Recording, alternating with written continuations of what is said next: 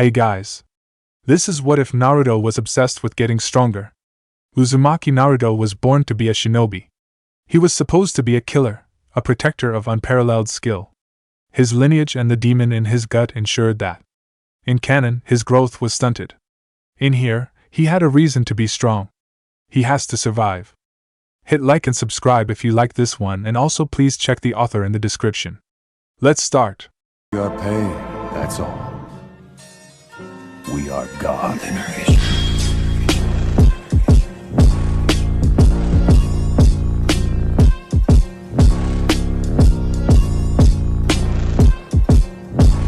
Chapter 1, Prologue, Questions Without Answers. They will hunt you, Uzumaki Naruto.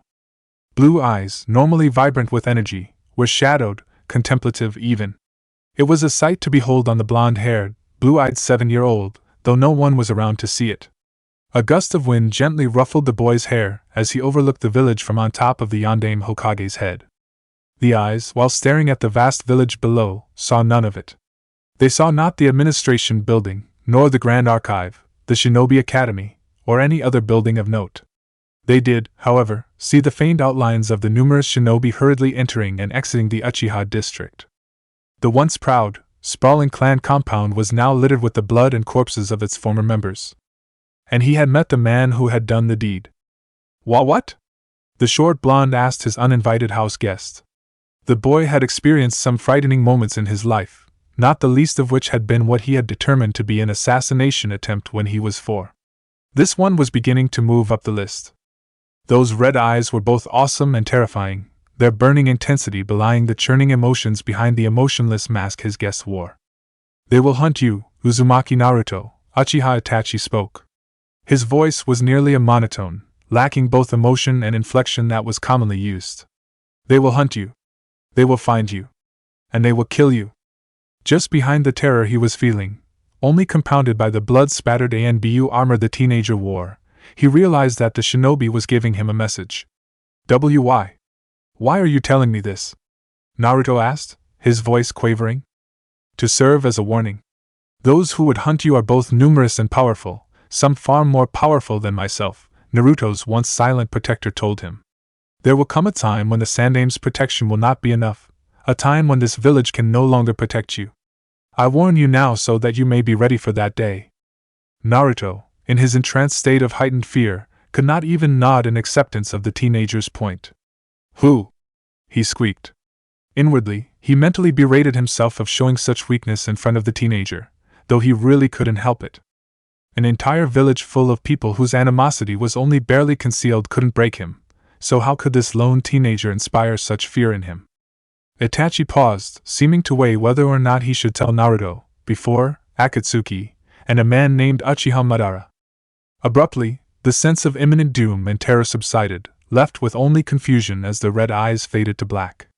The teenage ANBU made a single seal, before vanishing silently with a small gust of wind. His parting words were but a faded whisper upon a breeze. Survive, Uzumaki Naruto. Needless to say, he hadn't been able to sleep. That led him to where he was now, seated atop the stone head of Konoha's greatest hero. It wasn't the most common occurrence to find the blonde there, but it was one of the boy's few true haunts, a place where he could be alone to think, away from the judgmental eyes of the villagers. Naruto usually avoided this spot, preferring to spend his free time training or executing a well-thought-out prank on some unsuspecting villager, rather than thinking. Thinking was boring, and often painful.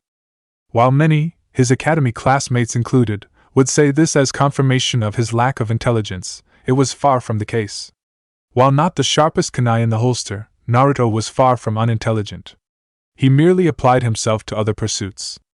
Thinking was painful because it inevitably led to questions. Tough questions, painful questions, and questions that no one seemed to want to answer. Not even old man Sandaime would answer those questions, and he was one of the few people who were nice to Naruto. Thinking led to questions like, who his parents were, and why did no one seem to know who they were when he asked? Why did a man in black try to kill him 3 years ago? Why did everyone seem to hate him, down to the last villager? With such unanswerable questions plaguing his young mind, it would come as no surprise to anyone that the boy did his best to avoid true introspective thought at all costs. He succeeded too. Not this time, though.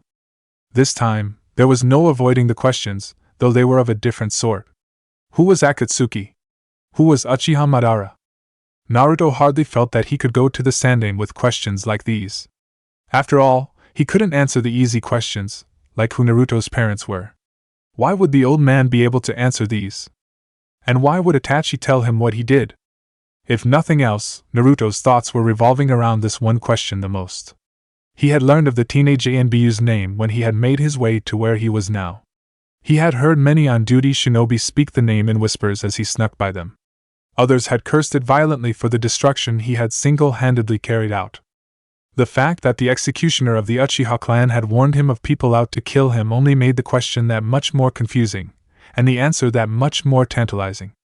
Not for the first time in his 7 years of living, Naruto was confused. It wasn't a feeling he liked. He needed answers, and he needed them quickly, before he could decide what he was going to do. Unbidden, a statement from one of his senseis, he thought the scarred man's name was Irika, made its way to his mind. Information is the backbone of the true shinobi. Without it, a living shinobi was soon to become a dead shinobi. His course set, he would gather the necessary information before setting a plan of action. According to Itachi, his life was in danger. This was a matter to be taken most seriously, even more seriously than his pranks and his dream to be Hokage. He couldn't just wing it like he usually did. Blue eyes coming back into focus, Naruto snapped his attention to the circular, black building that served as the Grand Archive. It wasn't a place that Naruto frequented often. Memories of his last visit to the archive made themselves known, and Naruto scratched the back of his head, letting out a nervous laugh, unknowingly dispelling the tension in his body. This may prove to be a bit harder than he had first imagined. As the archive workers were still bitter about having their workplace desecrated, orange was a great color. In Naruto's opinion at least, he was left with only one option. It had taken him the better part of 2 months, but he had managed to master the Henj no Jutsu. It hadn't been easy, not by any stretch of the mill. As neither of his instructors, the scarred man was named Irika, had consented to teach him the E-rank ninjutsu, they had said he was nowhere near advanced enough, he had had to resort to more extreme measures. His first had been his tried and true patented spying. He had snuck out of class in order to watch some of the older students practice the technique, and had inadvertently overheard what their instructors were telling them to do with their chakra. Now, Naruto was far more intelligent than his classmates and teachers gave him credit for, but he wasn't at the level to be able to reverse engineer a technique just by watching it and listening to some vague tips not meant for his ears. His second measure had been the academy library, small though it was. He had thought Suzume-sensei was going to have a heart attack when he asked her where to find a scroll on the henge. The mousy Chunin had looked put out at being forced to help the whiskered student, but had been unable to find a good enough excuse to refuse the blonde. From there it had been naught but nigh endless hours of training as he attempted to figure out the secrets behind the henge. It likely would have taken him longer, had fortune not smiled on him as he was listening in on a conversation between an older student and an instructor. Apparently, the trainee was using too much chakra for the henge to work properly, and the instructor set the girl to doing the leaf-sticking exercise, in order to help the girl limit her flow of chakra into the jutsu. The scroll had said nothing of the sort was necessary, and it was only sheer luck that Naruto had happened upon that gem of information. Once he had completed the leaf-sticking exercise, no easy feat for the blonde, he discovered he had a lot of chakra, more than all the students in his class. At least, the henge became that much easier, and the mastery of the technique finally boiled down to sheer concentration. And so, he found himself once more outside the Grand Archive, staring dispassionately at the symbol for fire that was engraved on the side. He took a strand of mousy brown hair in his fingers, quickly checking to make sure that the henge was still in effect, before striding forward confidently. Opening the double glass doors, Naruto felt the stale air of the archive brush over him, grimacing in distaste as the smell of old parchment and paper made itself apparent. Moving quickly, he wanted to spend as little time as physically possible in here. He approached the reference center.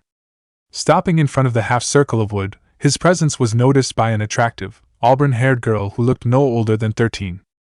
"May I help you?" she asked politely, her voice having a pleasant lilt to it. A smile appeared on her face as she took in the form of the 7-year-old. Naruto barely withheld a scowl. It had been this girl who had denied him entry 2 months previous, citing that he was banned until such a point when he became a full-fledged shinobi. She had been rather polite about it, but it didn't raise Naruto's opinion of her. "Where can I find information on the Uchiha clan?" he asked, using his best innocent look. It was complete with wide blue eyes, the only defining feature Naruto had left unchanged by his henge. The girl didn't bat an eye when he asked for information about the once great clan. He assumed that he wasn't the only one looking to become more informed of them since their rather untimely demise. "Right this way, dear," she said with a smile. It was a pretty smile. He followed the attractive girl to the middle of the library that had been marked and designated as clans. From what little Naruto understood about the archive, he knew that this area held all the non-classified information on Konoha's various shinobi clans. The information was far from sensitive, though it often contained some small amount of information about the better-known clan techniques. The majority, however, dealt with clan history. Hopefully, that would be all that Naruto would need. He quietly thanked the pretty girl who had helped him, receiving an offer for any future help that he may need. Her name was Mai. He tentatively opened the book that the assistant had gotten for him, and was promptly confused. The history book, like all others, started at the beginning. It was a general book, dealing with some information dating back before the founding of Konoha, though not much. It came as quite the surprise to find the name Uchiha Madara on the first page. Naruto sighed heavily. The book stated that Madara had been one of Konoha's founding fathers, alongside Senju Hashirama, Konoha's Shodai. That made him older than the Sandaime by a few decades. It was going to be one of those days. That, of course, raised even more questions.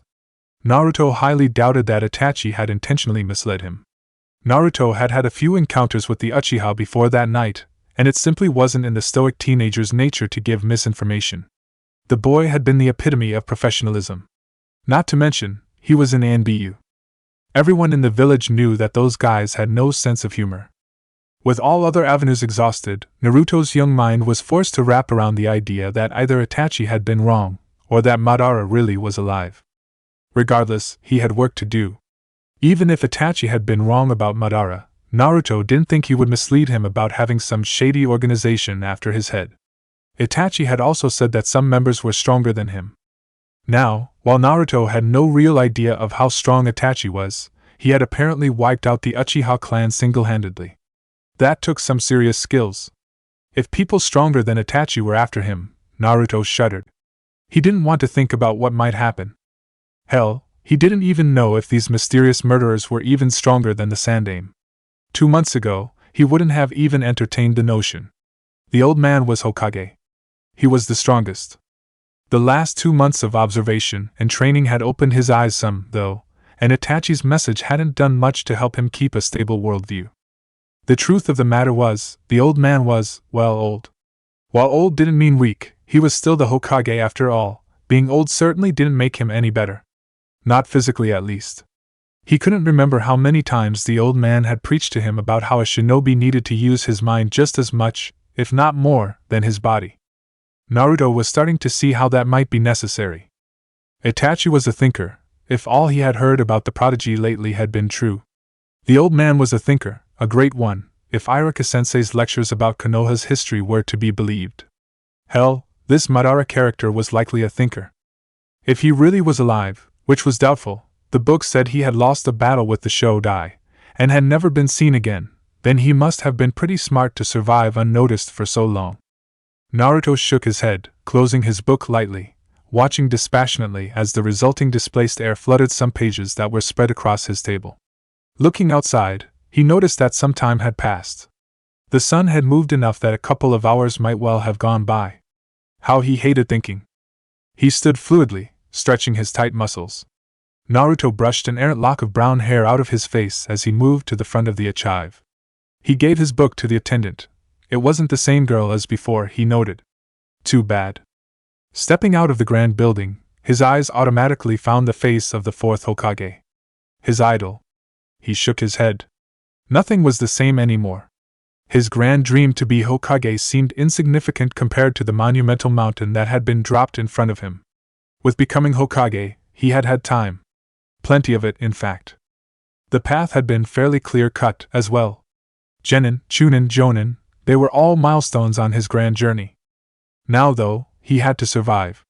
He sighed heavily, it was becoming a pattern. Glancing around the street, Naruto observed the crowd moving back and forth. Not a single one looked his way. That wasn't anything new, at least. It really was amazing how alone you could be in a crowd. Unbidden, a scowl crossed his 7-year-old visage. Had he looked in the mirror, he would have wondered who was staring back. What did these people have against him? What had he ever done? Nothing, save a few rather harmless pranks. They had ignored him even before that. Acknowledgement? Fuck that. He had bigger things to worry about now. Akatsuki? He tested the name of his new enemy. A familiar determination spread through him, igniting his nerves and giving him goosebumps. He'd show them. All of them. No villager, ninja, or even Uchiha Madara himself would stop him. Uzumaki Naruto wasn't going down without a fight, and a damn good one at that. Believe it! Naruto exhaled slowly as his kick split the air. Pulling it back at the knee, while still keeping the leg airborne, he kicked out once more, just as slowly. He had been doing much of that lately. His new determination to survive had sparked sessions of intense training. Unfortunately, his instructors at the academy had been less than helpful in his endeavors to better himself. They had said he needed a more solid foundation before he could learn more advanced techniques. Naruto was starting to see what they meant. Before, he would have simply brushed their comments off, disregarding them in the face of his undeniable awesomeness. It turned out that he wasn't really that awesome. He had Uchiha Sasuke to thank for that little lesson. Unfortunately, he had apparently made such a bad impression on his teachers that they were unwilling to help, even when he asked for some remedial lessons. That had pissed the blonde off like nothing else. Here he was, swallowing his pride and looking to advance his skills, and they simply brushed him off. Weren't they paid to teach people? Last he checked, he was still a person. Apparently they had more pressing matters to attend to. He had considered appealing to the Hokage, surely he would be able to make them help out, but had hesitated. He had been somewhat wary of the office of late. Itachi's warning still rang true in his ears during his moments of introspection. There will come a time when the Sandame's protection will not be enough. If he couldn't solve a small problem like this without help from the old man, how would he ever be able to survive against a group of ninja dedicated to his death? That decided it. He would deal with his problems on his own. That, naturally, had led him to where he was presently, dancing through the academy's taijutsu katas. Well, more like stumbling through. It turned out that learning taijutsu wasn't all that easy on one's own. Scrolls could only help so much, as one couldn't really be sure if they were doing the move correctly. Stances were hard to gauge. Proper footing was impossible to know, one could never be sure of block, and most all but the simplest maneuvers were almost out of reach. If one wanted to do them right, that is. Learning crappy taijutsu from a scroll was easy. Sitting on the grass gently, Naruto pulled a ball of bandages from his hip pouch. He began wrapping his hands. When he didn't move through the katas of the academy, he punched logs. It was boring, mindless, and tedious, but it helped to strengthen his fists and was therefore useful. If it was useful, he did it. That was part of his new nindo, his ninja way. Punching, at least, was something he knew he was doing correctly. It was one of the few things the academy instructors had consented to help him with. It fit the MO of the staff there perfectly, at least in regards to him. They almost never outright refused to help him, and when they did they usually had some contrived reason, but they always did the bare minimum when it came to their help. Useless Chunin, the blonde thought uncharitably. Brooding and negative thoughts weren't something Naruto liked to have most of the time. They certainly didn't help keep his spirits up in regards to his new objective, but he found himself having them more and more. This was especially the case when the various offenses against him kept piling up. Just the other day he had overheard Yamanaka Ino asking for help with her taijutsu, an occurrence that wasn't common, and Irika-sensei had been only too happy to help. Bloody hypocrite. He wasn't sure if these movements against him were new or if he was just more observant of them, but they were all downright annoying. Some were to the point of being deliberately harmful to him. His instructors wouldn't teach him much of anything, shopkeepers sold him crappy goods, if at all, and that didn't even begin to cover how many people outright glared at him when he walked by. His former dreams of acknowledgement and acceptance were becoming distant memories as he noticed the hatred the Konoha populace seemed to have for him. He wondered how he had brushed it off before. Fury spiked through him. What had he done to them? What the hell could he have possibly done to deserve such hatred? The answer was nothing. The training log met his fist with a brutal thunk, and Naruto recoiled in pain before deflating. He had channeled all of his pent-up anger into that punch. He didn't even splinter the wood. Kami, damn it! He cursed softly. He cradled his right arm to his body, watching as the blood seeped through the bandages. He jumped in surprise, startled as a hand came to rest on his shoulder. The sight that met his eyes was an odd one. It warms my heart indeed to see such youthful fire burning in one so young, the man said. He was dressed in a green leotard, likely made of spandex, orange leg warmers, and a standard flak vest that was issued to all Konoha ninja chunin and above. Naruto, however, had his eyes fixed on the man's face. Those things above his eyes had to be caterpillars. There was no other explanation for eyebrows that big. Who are you? Naruto asked, complete with all the bluntness of a 7-year-old. Who needed tact? Apparently, Mato Guy didn't, as he introduced himself exuberantly, much to Naruto's confusion. I couldn't help but notice your practice of taijutsu. A fine endeavor indeed for as young as yourself, but, he trailed off, his head cocked to the side thoughtfully. The cleverness that had turned Naruto into a rather infamous prankster reared its head violently. Is there something wrong with my taijutsu, Mato-san? He asked, sensing an opening. The green-clad man was strong, of that there was no doubt in the boy's mind. If he was willing to help him. I'm afraid so, Naruto-kun. Naruto hadn't had to introduce himself. For you see, taijutsu is an art that needs to be taught from sensei to student, and scrolls can only take one so far. Guy's voice had adopted a lecturing, almost sage-like quality. Do not fret, though. I, Konoha's beautiful green beast, would be more than happy to help one so clearly in the springtime of youth. Naruto wasn't quite sure what the man meant about beasts and the like, but he was pretty sure that he had just offered to teach him. That wasn't something he was about to pass up. 1 month. 4 weeks. If he ever looked back, Naruto was sure that he would remember these past weeks. The aches, pains, and almost never-ending soreness would ensure that. Guy had been impressed with his stamina regardless, but Naruto wished he could have done more. Truly, the man deserved his self-determined moniker. He was a beast indeed. 4 weeks of almost nothing but taijutsu training. He couldn't be happier with his progress. He had been intense at the start, hoping to impress the helpful Jonin enough so that he wouldn't simply brush him off. That had lasted until he had looked the man up. His intensity had likely tripled after that. Mato Guy. A taijutsu master. The taijutsu master if the records were to be believed. The man was Konoha's foremost expert on the particular branch of the ninja arts. He was also a rather formidable jonin. He ranked somewhere in Konoha's top 10. And he had just decided to help him, for no other reason than to help out a child full of youthful fire. It was amazing. Looked like even he could catch a lucky break sometimes. The man really knew his subject too. Stances became rigid. Blocks and guards were solidified. Punches, kicks, and other maneuvers became fluid under the man's teaching. His speed had increased too. The eccentric Jonin had been kind enough to foot the bill for a set of leg weights for Naruto, though he had stressed the concept of proper rest. It wouldn't do to injure himself because he bit off more than he could chew. Really, he couldn't have been luckier.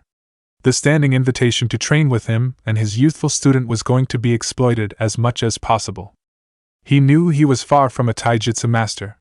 He likely wasn't even the best in his class. That honor belonged to the enigmatic Uchiha Sasuke, certified genius that he was.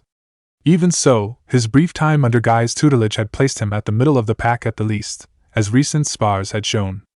He was likely better than that, but it was always best to maintain a humble attitude toward one's own skills. His humility had been forced upon him via necessity. It was all for the best, however, as he was finally starting to make some progress. A solid foundation was the key to future success. Taijutsu hadn't been the only thing that Guy had helped him with. His accuracy had improved tremendously with thrown weapons. His technique had been inefficient, apparently. It wasn't overly bad and would get the job done, but he lost a lot of potential power behind his throws, and accuracy was hard to come by, especially as he wasn't always using the exact same motion each time. Some of the anger he had felt then threatened to spill out as he shut the door to his apartment, all one room of it. He had learned his throwing technique at the academy. It fit the way the teachers operated perfectly. The taught technique would get the job done. It just wasn't as good as it could or should be. The inferior technique could easily be blamed on Naruto's lack of attention and practice, if it ever came under question. He had vented his anger in the taijutsu work he had done later that day, though some of it still remained. His emotional control wasn't helped any by the liberal helping of glares he received as he wove through Konoha's morning crowds. He kept his eyes firmly forward, if not on his feet. He knew it wasn't below some villagers to cuff him if he appeared antagonistic, especially in a crowd. That had been the start of his bubbly persona. They had no reason to do anything to him if he was constantly friendly and outgoing. What a waste that had been. Striving for their acknowledgement had likely been the largest waste of his time in his 7 years of living. He still did to some extent, as only an emotionally neglected child could, but he had much bigger things to worry about. The game had changed. Striving for the acknowledgement and attention of an antagonistic populace had no place in his fight to survive. It was a refreshing change of mind. Blinking, Naruto noticed with some wonder that his feet had brought him to the academy. Had he really been that lost in thought? He scoffed. His academy instructors would likely have to pick their jaws off the floor if they knew how much he was thinking these days. It clashed horribly with their view of him. That likely wouldn't change for some time, though he suspected his new effort in class would draw some attention. He didn't hold out hope that it would be the good kind. He took his seat with a short nod and smiled to Inuzuka Kiba. The canine ninja was one of his running buddies whenever they had decided to cut class, though Naruto was seriously cutting back. "Any idea what today's lecture's gonna be about?" he asked Nara Shikamaru gruffly. The boy was smart. He was also lazy. He thought he was likely the laziest person in all of Fire Country. Akimichi Shifuji disagreed. He thought he was the laziest person in the whole elemental nations. The boy grunted. He was obviously too bothered to answer. Sleep was a full-time job for Shikamaru, much like eating was a full-time job for Chuji. Naruto didn't complain. He often got to mooch some of the boy's endless chips. "Too troublesome to answer?" he asked with a foxy grin. The lack of answer was expected. "Bah, it'll probably be boring all the same." "Right, Chuji?" "Probably, Naruto." "Chip?" "Thanks, mate." The lecture was boring. Not that that was ever truly in question. While Naruto admitted that the scarred Chunin knew his stuff, he could at least make an effort to make it somewhat engaging. It didn't help matters that the information likely wouldn't serve any purpose beyond the academy tests. Who really needed to know about the mysterious figure that was the Shodai's wife? Not everyone was Haruno Sakura or Yamanaka Ino with their academic drive. A soft smile rose to the blonde's face as he thought about the pretty blonde-haired girl. After the lecture, Iruka brought the class to the weapons range. Each student had a slot where they were supposed to sink 6 shuriken, the standard brace size, into the target. It was harder than Iruka and Mizuki, his assistant, made it look. Practice normally went on for half an hour, while the two instructors would make their way through the group of students and correct them where they saw fit. Naruto was often left for last. More often than not, his instruction got cut off when the practice ended. He could deal with that though. Accuracy was one thing that could be improved on one's own. Now that his technique was fixed up, he hoped that his accuracy would rise. It proved true not a few moments later. He smiled in satisfaction as he caught his breath. It had become heavier as he put force into the throws. 4 of the 6 were embedded in the target. One was not even an inch off the bullseye. 2/3 was good, considering he was barely at 1/3 just a month ago. Progress was slow, he thought as he removed the shuriken from the target, but it was still progress. Moving back to his starting line, he launched all 6 stars again, this time one at a time.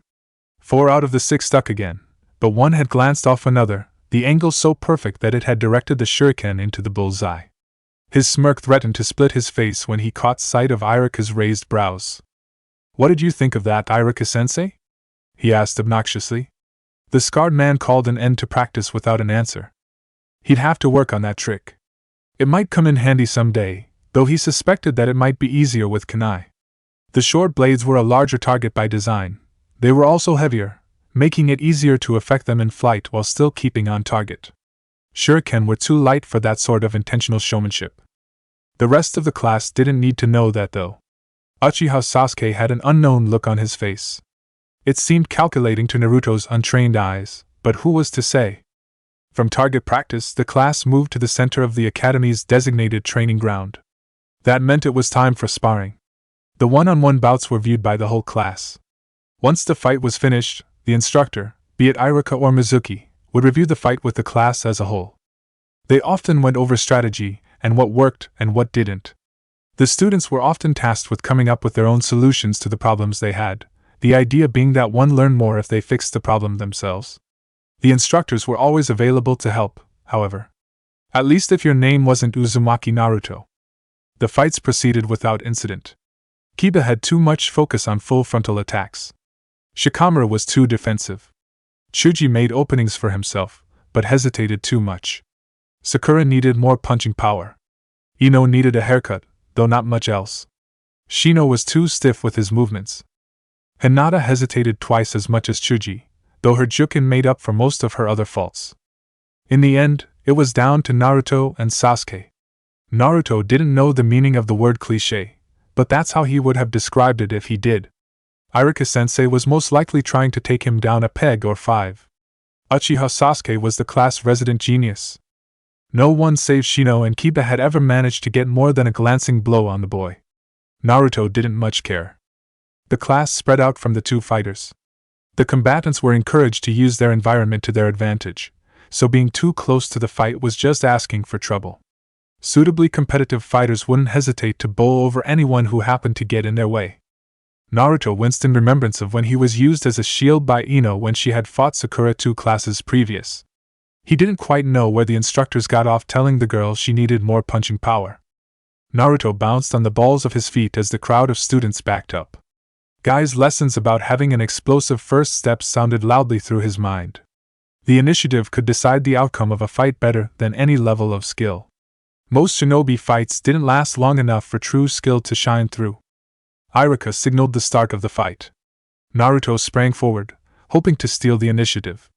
His right leg shot out in a near-perfect mid-air roundhouse kick.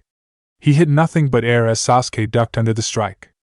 The raven-haired boy didn't wait for Naruto to recover, snapping a quick kick at Naruto's chest from his low position. The blonde blocked with both arms crossed, but winced slightly as the kick connected.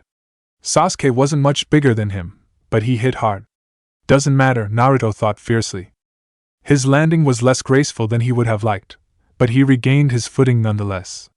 It wasn't a moment too soon, as Naruto moved his face to the left to avoid Sasuke's fist. The displaced air whispered across his skin as he moved inside the Uchiha's guard, snapping off a backhand fist that connected solidly with Sasuke's face. If the Uchiha was surprised at being hit, he didn't show it. The boy rolled with the punch, and snapped off one of his own that was blocked by Naruto's face. The two separated quickly, Naruto blinking back tears of pain. He glared fiercely at his opponent, though his feeble attempt to turn him to ash failed. Muscles flexed, coiled, and uncoiled as the two boys threw themselves back into the fight, each looking for almost non-existent openings in each other's guard. Naruto, so far, was thoroughly pleased with the encounter. He had held his own quite well. He had watched the Uchiha's fights closely in the past months, and he had managed to develop a thin sort of strategy. The best plans were the flexible ones. His first hope for the fight had been to take the initiative early. That attempt had failed rather easily, and he now had to reevaluate his options. He made a split-second decision. Leaping head-first into the fray, Naruto jumped inside the larger boy's guard but, instead of immediately attacking, feinted forward. Sasuke reacted instinctively, bringing his right arm into a textbook guard, but was unprepared for Naruto to grab the offending appendage. From there, life was good for the blonde as he laid 2 heavy haymakers into the Uchiha's face before the raven-haired boy managed to wrench himself from Naruto's grip.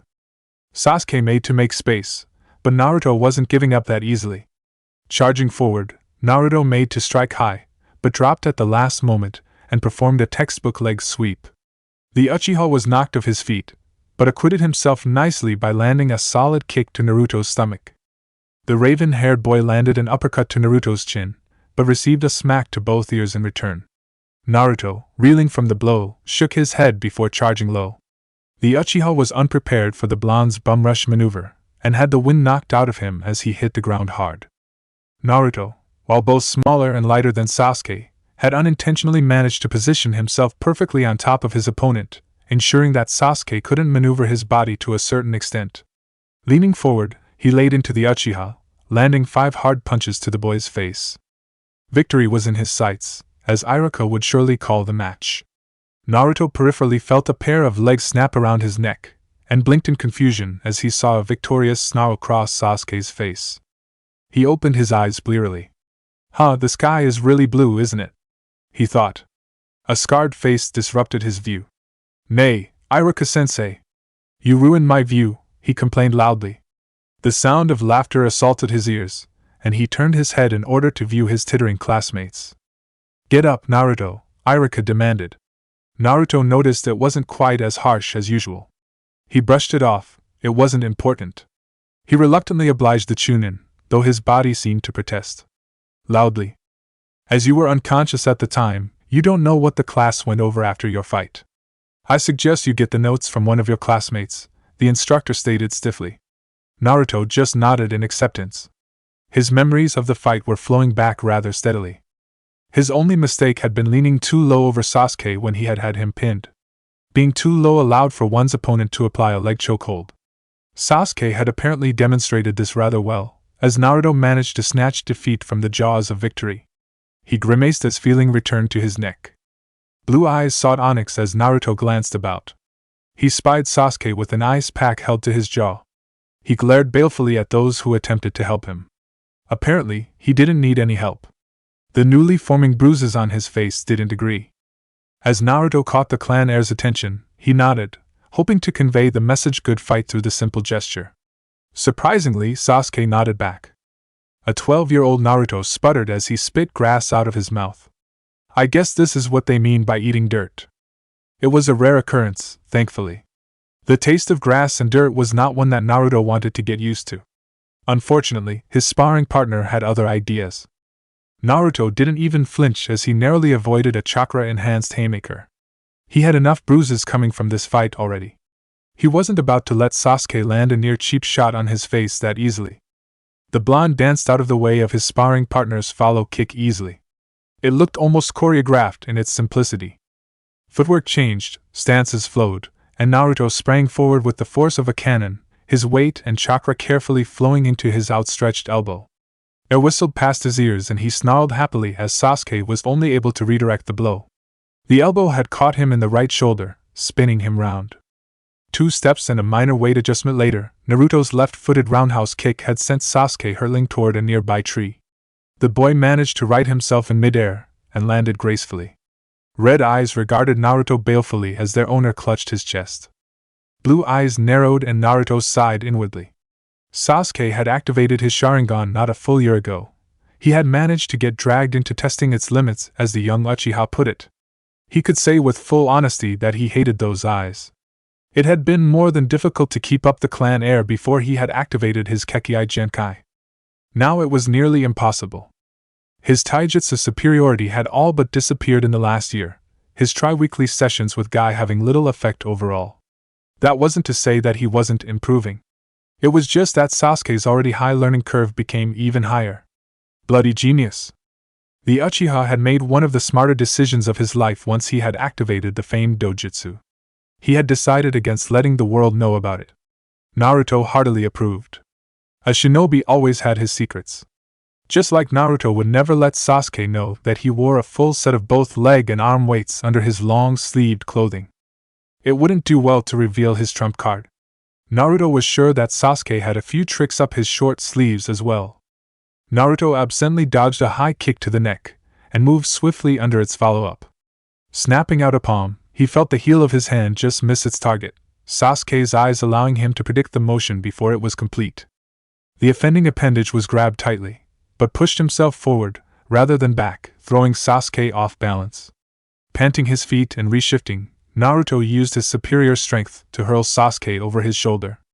The boy landed just as gracefully as before, however, and Naruto grimaced. A neutral fight was pretty much all he could hope for once Sasuke brought out his eyes. The acclaimed genius might not be fully experienced with the dojutsu, but he learned fast. And those eyes taught on their own. Naruto wasn't about to go full speed at the boy, even with his weights on.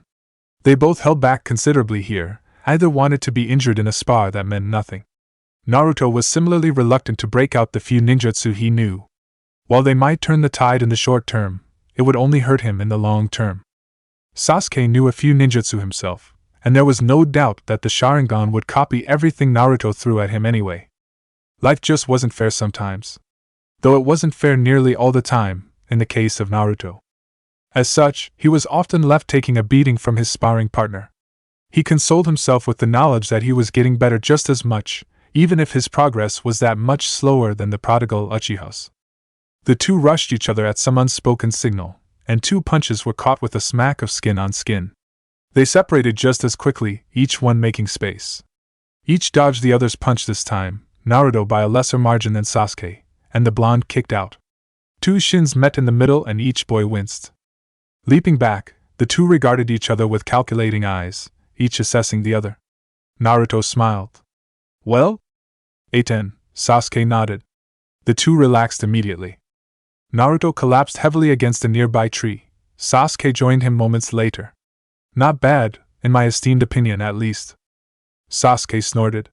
If your opinion mattered, the standard Konoha uniform would be entirely orange, and there would be a yearly ramen festival. It's not my fault nobody recognizes what an awesome color orange is. He didn't bother refuting the second part of the statement. Why don't you wear it then? I do wear it, just not during training, Naruto trailed off lamely. The truth was, orange was a horrible color for shinobi. It had taken Naruto about a full year into his stint at the academy to realize that orange wasn't a practical color for a shinobi. In fact, it was a downright horrible color for a ninja. That was doubly so for a Konoha ninja, given the general greenery of the area. One of Naruto's lesser-known goals was to one day be skilled enough for his color of choice not to matter. Even he knew that that day was far, far in the future. Anyway, back on topic? Naruto began. Humph.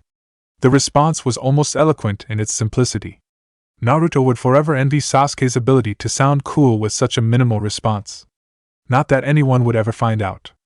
Not bad, I suppose? The hits are harder, more precise. You've gotten faster. The unasked question went unanswered. Every ninja had their tricks. Sasuke would never know about Naruto's leg weights if the blonde had anything to say about it.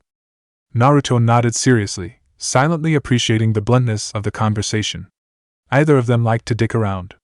Thanks. About the same form my end.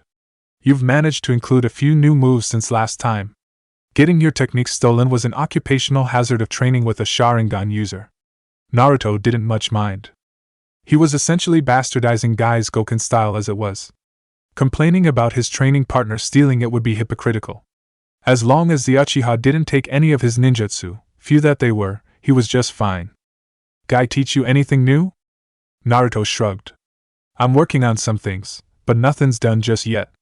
It's more internal chakra stuff than anything else. Useful? The thought of Naruto learning a new technique, and then his copying of it, was something of interest to the Uchiha. Maybe. Now Sasuke was really interested. Naruto didn't deflect questions very often. He didn't have the mental capacity or personality, in Sasuke's opinion at least. His dodging of the question spoke volumes about how useful this technique might actually be. Sasuke knew better than to push, though. Naruto would lock up tighter than the Hokage's private ANBU security detail. Good for tomorrow? Naruto asked, trying to move the conversation forward. Sasuke actually laughed, though it was more of a chuckle. Is that a question, idiot? Naruto had the grace to blush. Sasuke was the #1 rookie for a reason. Ah, guess not. Not worried then? Of course not.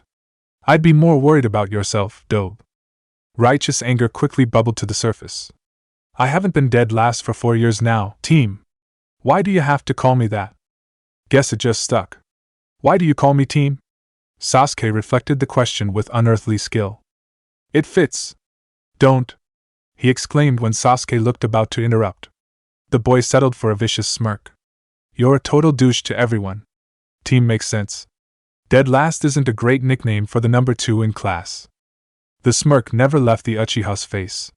Maybe Dobe. Naruto sputtered in indignation. He was ignored. Still, second best is still last in my book. Good thing your book isn't the grade book, then. If those damned written tests didn't mean so much, you'd actually have to work some to keep that one spot.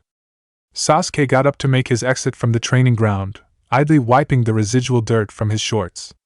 As if, Uzumaki. Try not to fail tomorrow. You too, asshole. Naruto flipped him off. Sasuke just snorted. They were friends. Naruto didn't bother to watch as Sasuke disappeared from his sight line. His mind was on other things. More important things. Tomorrow marked the true beginning of his ninja career. He wouldn't be too ashamed to admit that he was more than a little nervous. Not for the graduation test, he was second in his class for a good reason. No, he was nervous because for every step toward skill and power he took, it was one more step toward his enemies. Akatsuki, he thought with hatred, though it wasn't particularly focused. He didn't know who they were. He didn't know what they were after.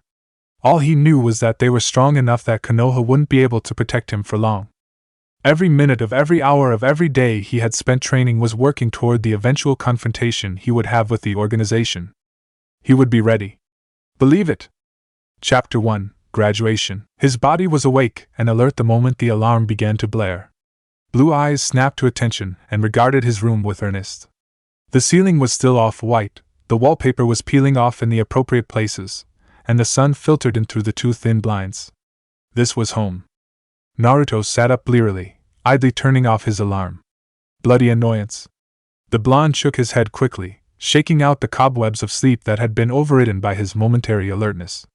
If there was no immediate threat or interesting action being performed, the body reverted back to what it always was in the morning. Being tired. Naruto hated mornings. He slipped his slippers on as he rose. A pot of water for tea was boiling before he made his way to the bathroom to complete his daily morning routine. One leak and a cup of tea later, his blue eyes had their usual intensity back. They would remain so for the next 16 hours at the least. It was 7 minutes past 7 when Naruto finished his tea. Just enough time to properly dress and make his way to the academy. He pulled on a pair of black pants with a forest green short-sleeve top over them.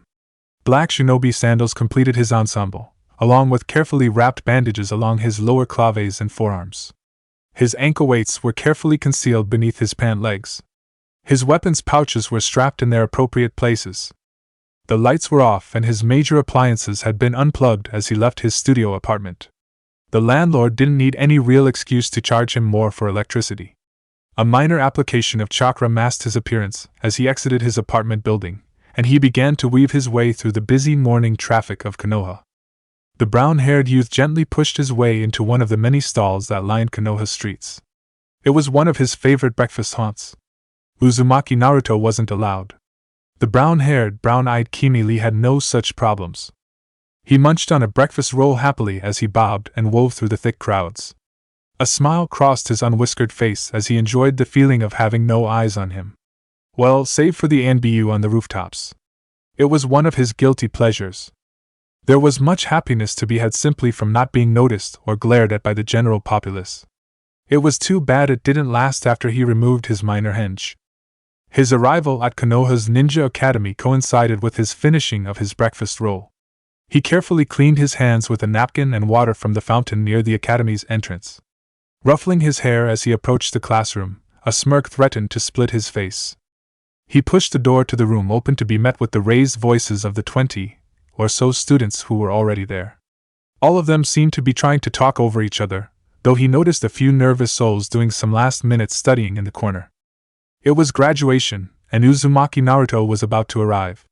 Believe it! It's me, bitches! He announced as he swaggered in. Kiba snorted up top. Chuji snickered around his mouthful of chips. Shikamaru simply laid his head on the desk. He was probably already asleep.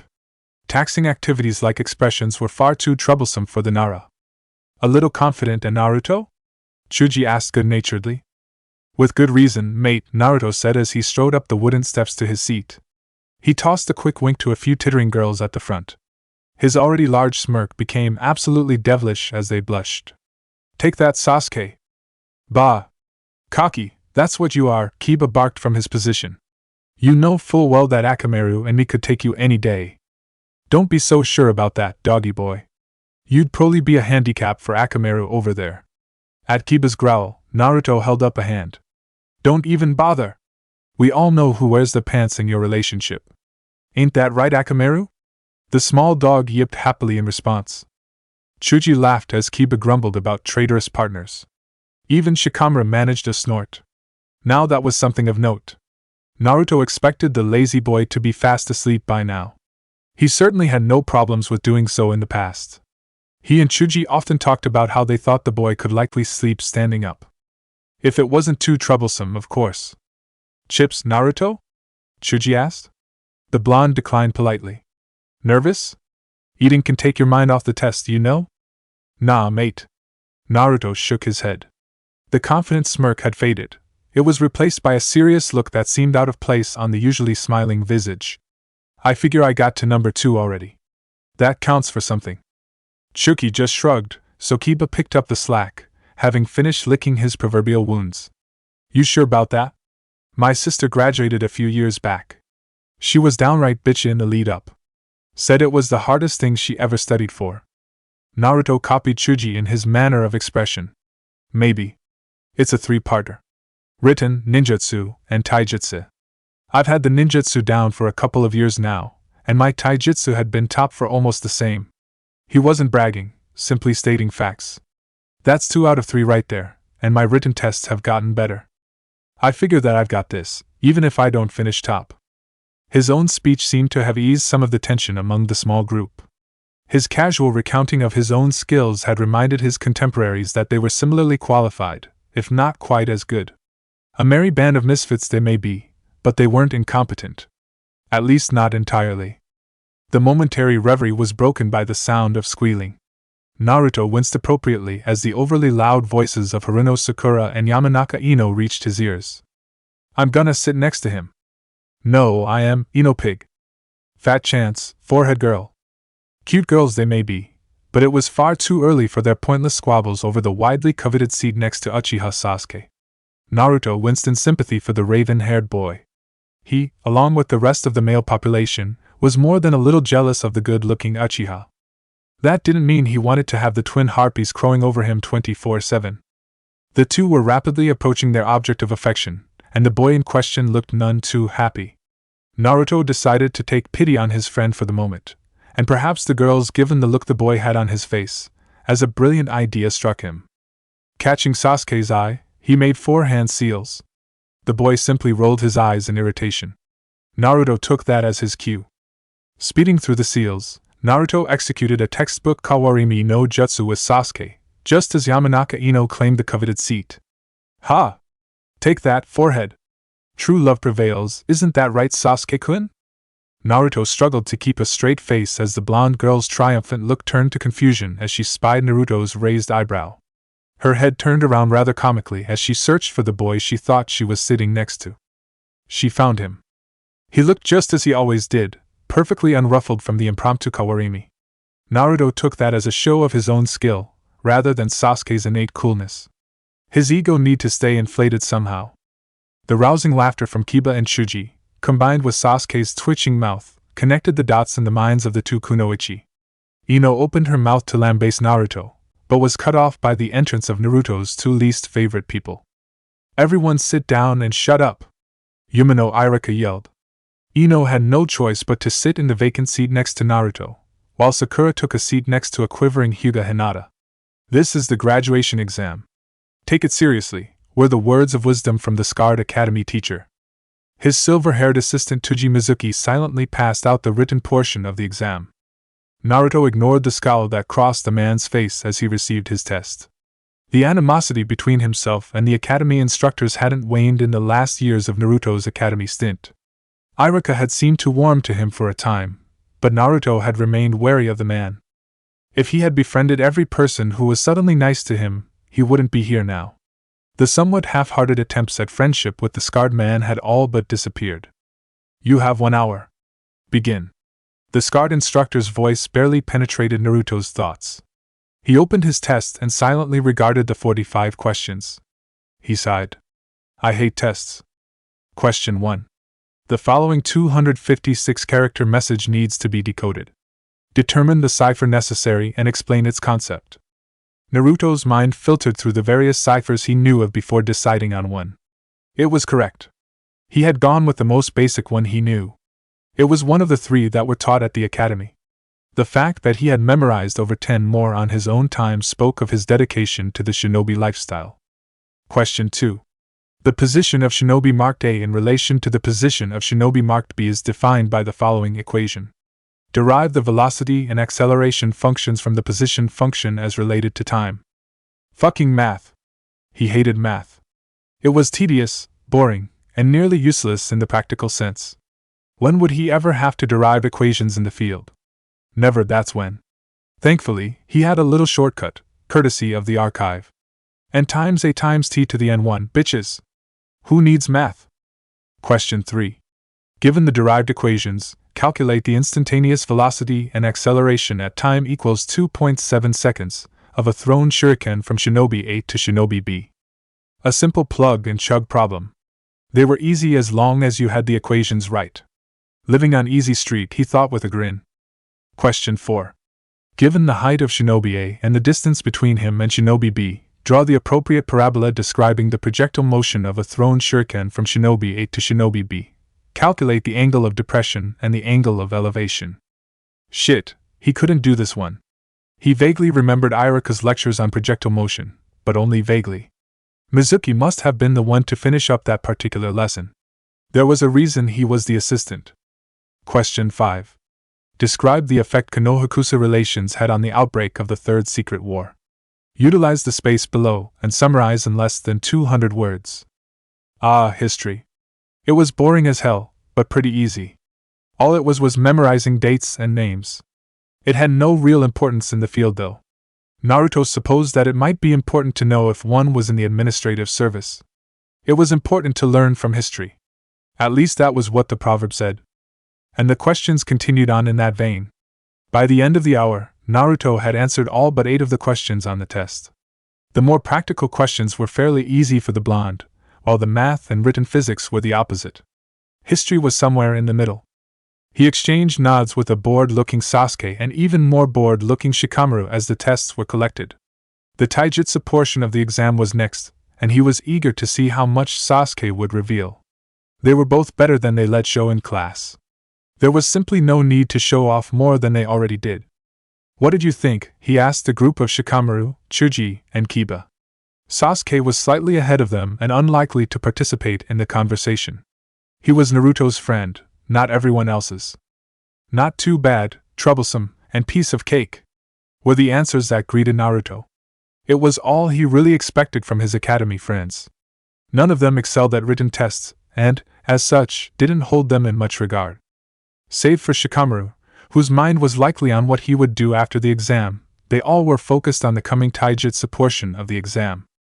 All the graduates will fight me in a one-on-one spar until I or Irika deem that we have seen enough. You guys know the drill. The silver-haired man's boredom was evident in his voice. He attempted to smile to lighten some of the tension hovering over the group, but it came out as a grimace. Don't hold back and good luck. Don't hold back and good luck, Mizuki stated for what must have been the 30th time since the spars had begun. It had begun to wear on Naruto.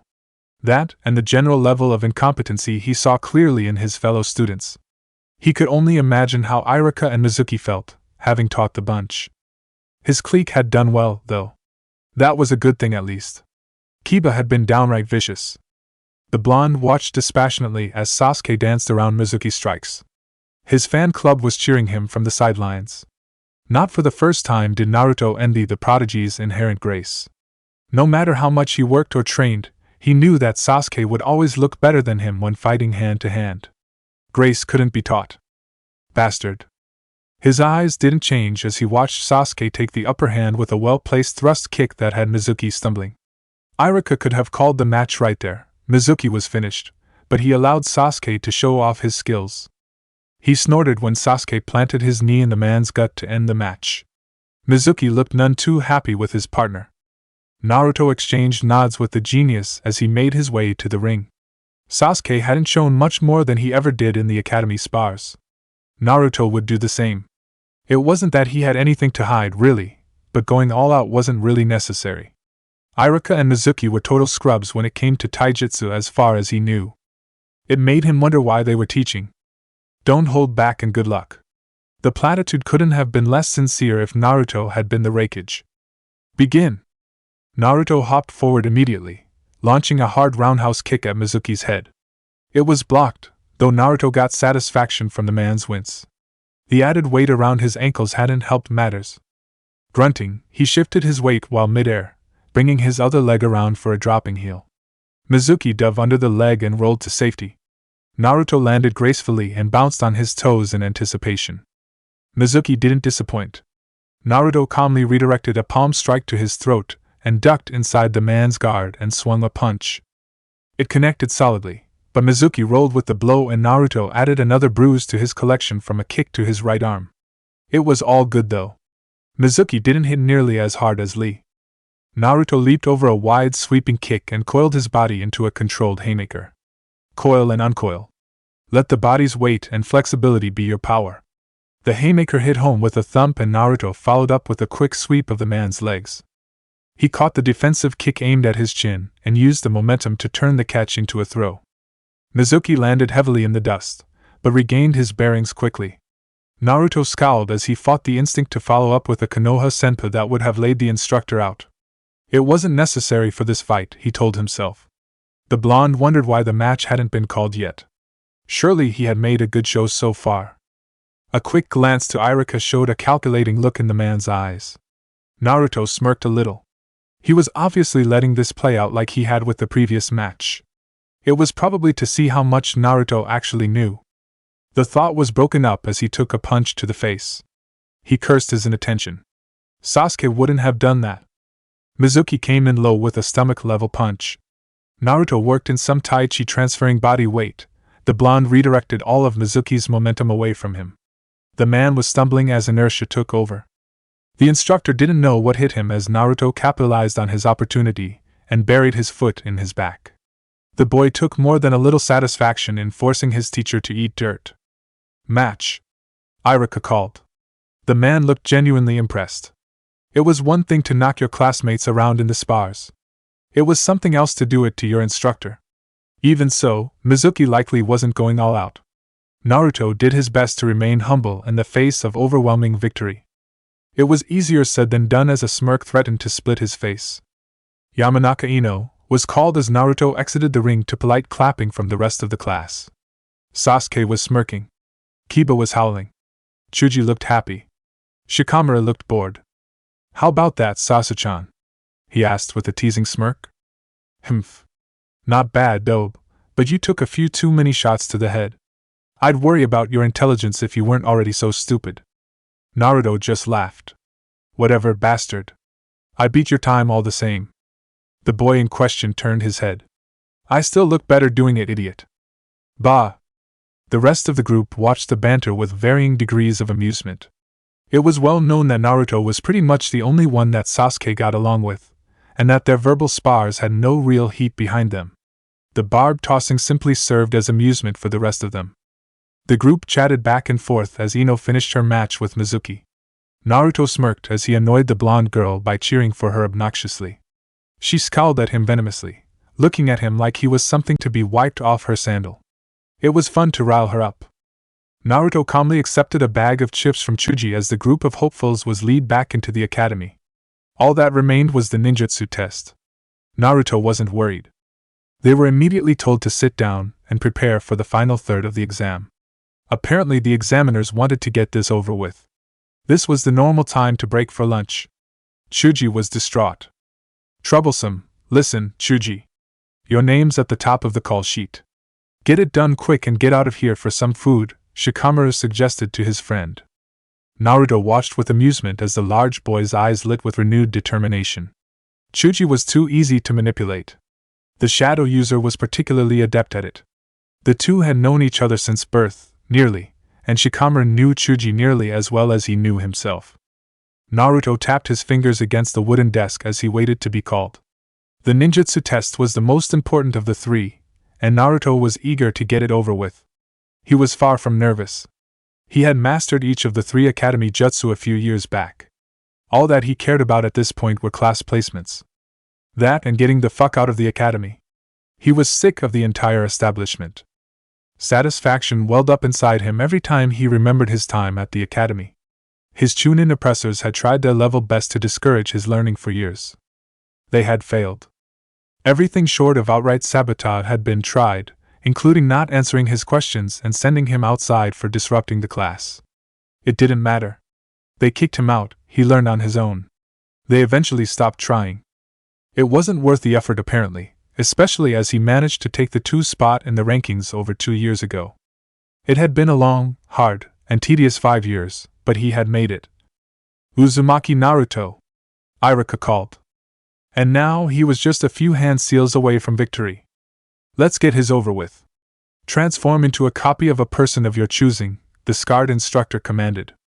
Naruto made 3 hand seals. He was replaced with the neutral visage and form of the Sandaime Hokage. Iruka marched around him for a few moments to inspect the image. His technique was perfect. It had been since he had mastered it all those years ago. Very good, Naruto. Replace yourself with that chair to your left, if you will. The man gestured to the aforementioned object. Naruto sped through the 5 hand seals with little effort. A chair stood in his place not a second later. Iruka looked impressed. There hadn't been any smoke or noise to accompany the technique. He had passed it off as a fluke when it had happened with the henge, but it appeared that Naruto had mastered the academy jutsu to a higher level than his classmates. Iruka nodded at Naruto's raised eyebrow. And the Bunshin no Jutsu. Produced 3. Naruto made 5 seals and carefully regulated his chakra. 3 perfect clones shimmered to life next to him, and Naruto couldn't contain his elation. Yada! The clone technique had been his worst by far. That had lasted until he had stumbled upon the mysterious and frustrating concept of chakra control. 2 months, 3 trees, and an endless amount of leaves later, Naruto had mastered the Bunshin. Iruka couldn't help his smile at the boy's enthusiasm. Congratulations, Naruto, you are now an official shinobi of Konohagakure no Sato. Take your headband to the right and check by the administration office for your required paperwork. May you burn with the will of fire. Well, Naruto, I suppose things do turn out well in the end sometimes.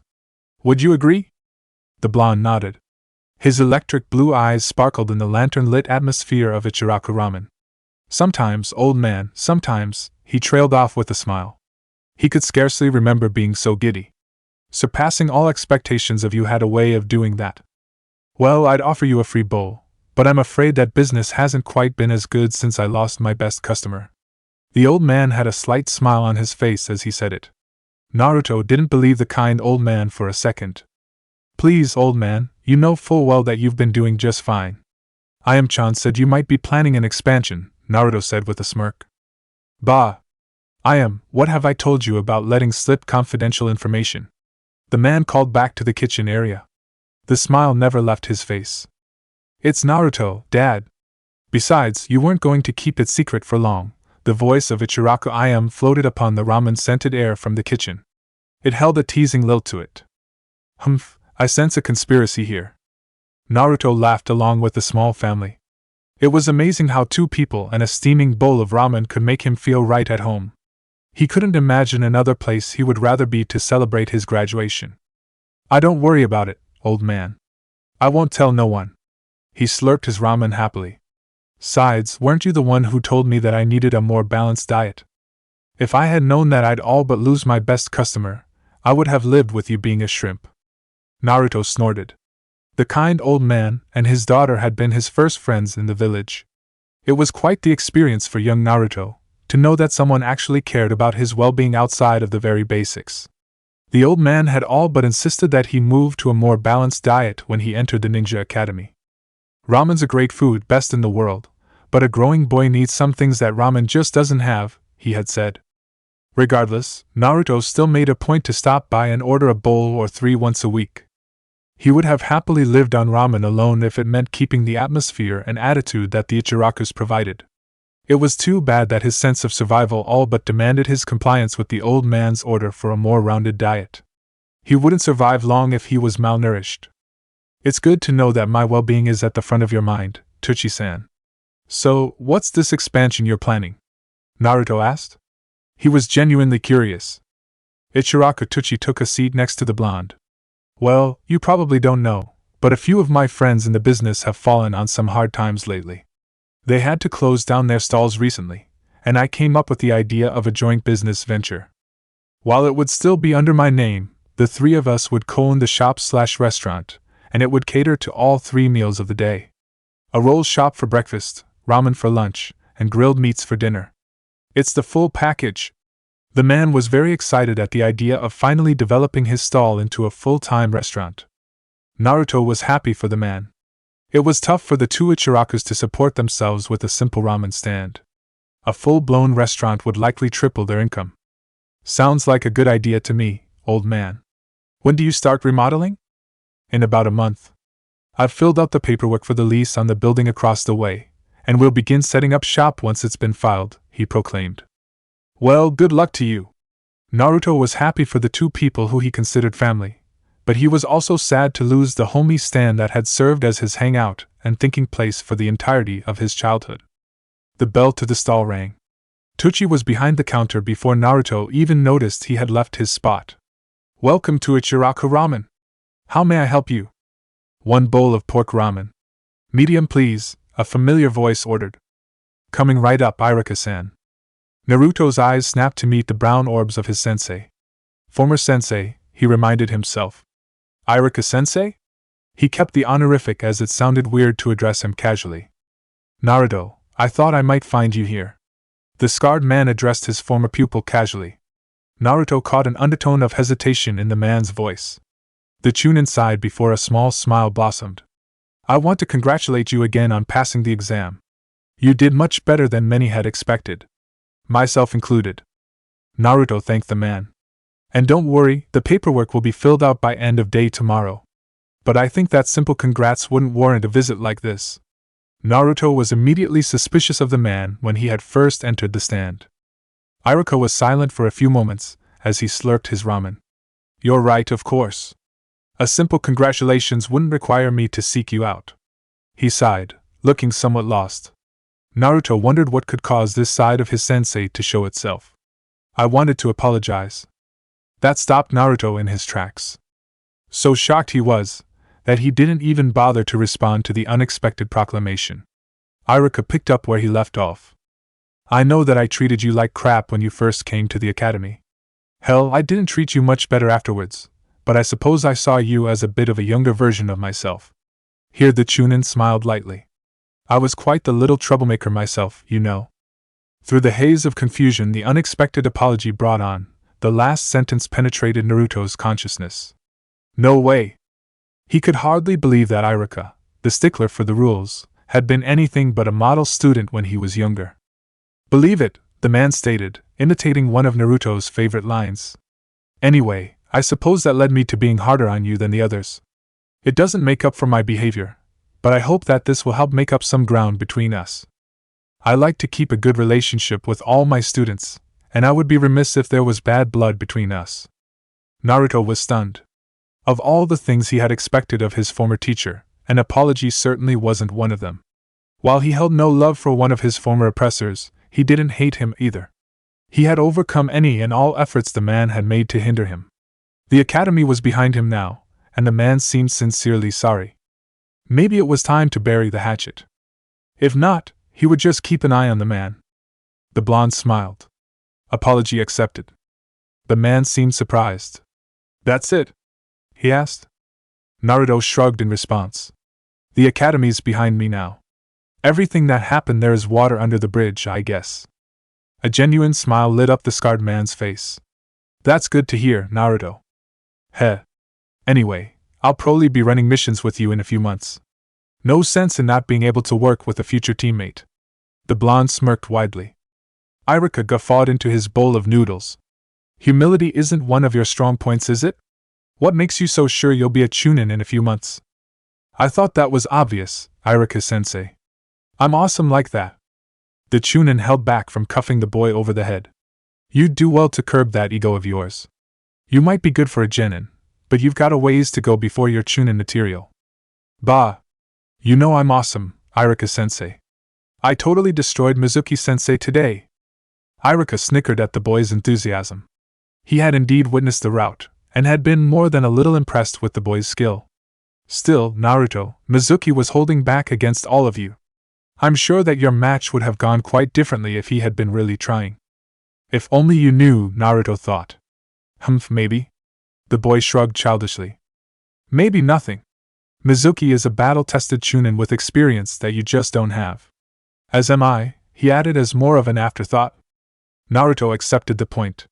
He already knew that he was far from strong enough to achieve his goal. Some sound advice from a senior officer wasn't unwelcome. Yeah, I hear you, Naruto conceded. I still kicked his ass today. Iruka snorted. You made a good showing, as did your sparring partner. Naruto raised an eyebrow. How did Iruka know that he and Sasuke trained together? At his questioning look, the man elaborated. Please, Naruto, did you think that the top two rookies training together wouldn't gather any notice? Give people some credit. Huh. Guess we underestimated you guys. Naruto was surprised that the Chunin had found out about his training schedule. He and Sasuke, while not being overtly secretive about their training, had kept it fairly close to the vest. Take a lesson from it, Iruka commanded. Always overestimate people. It doesn't matter if they're your enemies or friends. Naruto nodded once, crisply, at the advice. Any response the boy might have had was cut off by the appearance of another Chunin. He looked haggard and more than a little ruffled to Naruto. Iruka-san, the Hokage has ordered all active duty Chunin to report to him immediately. Calm down, Komugi, Iruka ordered. What happened? The forbidden scroll of seals has been stolen, the man replied. He looked to be on the verge of hyperventilating. Who's the suspect? Naruto asked from his position. The man didn't even glance at him as he answered. Uzumaki Naruto was spotted leaving the administration building 10 minutes ago.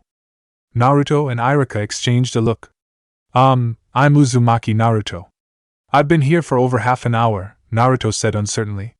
His mind was trying to wrap itself around the prospect of someone stealing something while disguised as him of all people. The man, Komugi, finally noticed Naruto's presence. He drew a kunai. Stand down, Komugi, Iruka bellowed. I can personally vouch for Naruto's innocence here. He's been with me for the last 20 minutes. Naruto barely withheld a sneer of disgust as the Chunin obeyed Iruka without a second thought. The man was clearly not thinking straight. Only an idiot would immediately move to attack a person who couldn't be where they were, by the man's own testimony. That kind of split-second decision-making got people killed on missions. How did this guy become a Chunin anyway? We have to report to the Hokage immediately. He needs to know that Naruto's innocent. Naruto nodded curtly. My apartment is on the way. I'll drop in to get some supplies first. Iruka looked torn for a moment, but accepted the course of action. Someone had tried to frame Naruto for high treason. It was reasonable for the boy to be prepared for any eventuality in this instance. Make it fast. The blonde slipped a hidden kunai into his hand as he crept up the stairs to his apartment, Iruka and Komugi behind him. He needn't have been so discreet. The person who had snuck into his apartment certainly hadn't been. Naruto cursed sulfurously as he studied the open door. He pushed the open door inward and walked calmly to his bed. The intruder hadn't made a mess of things, but it was obvious that whoever it was had expected Naruto would be at his apartment. They had likely gone there to kill him before impersonating him. Thankfully, he hadn't been there. He knew he was strong for a genin, but whoever this was had been a professional.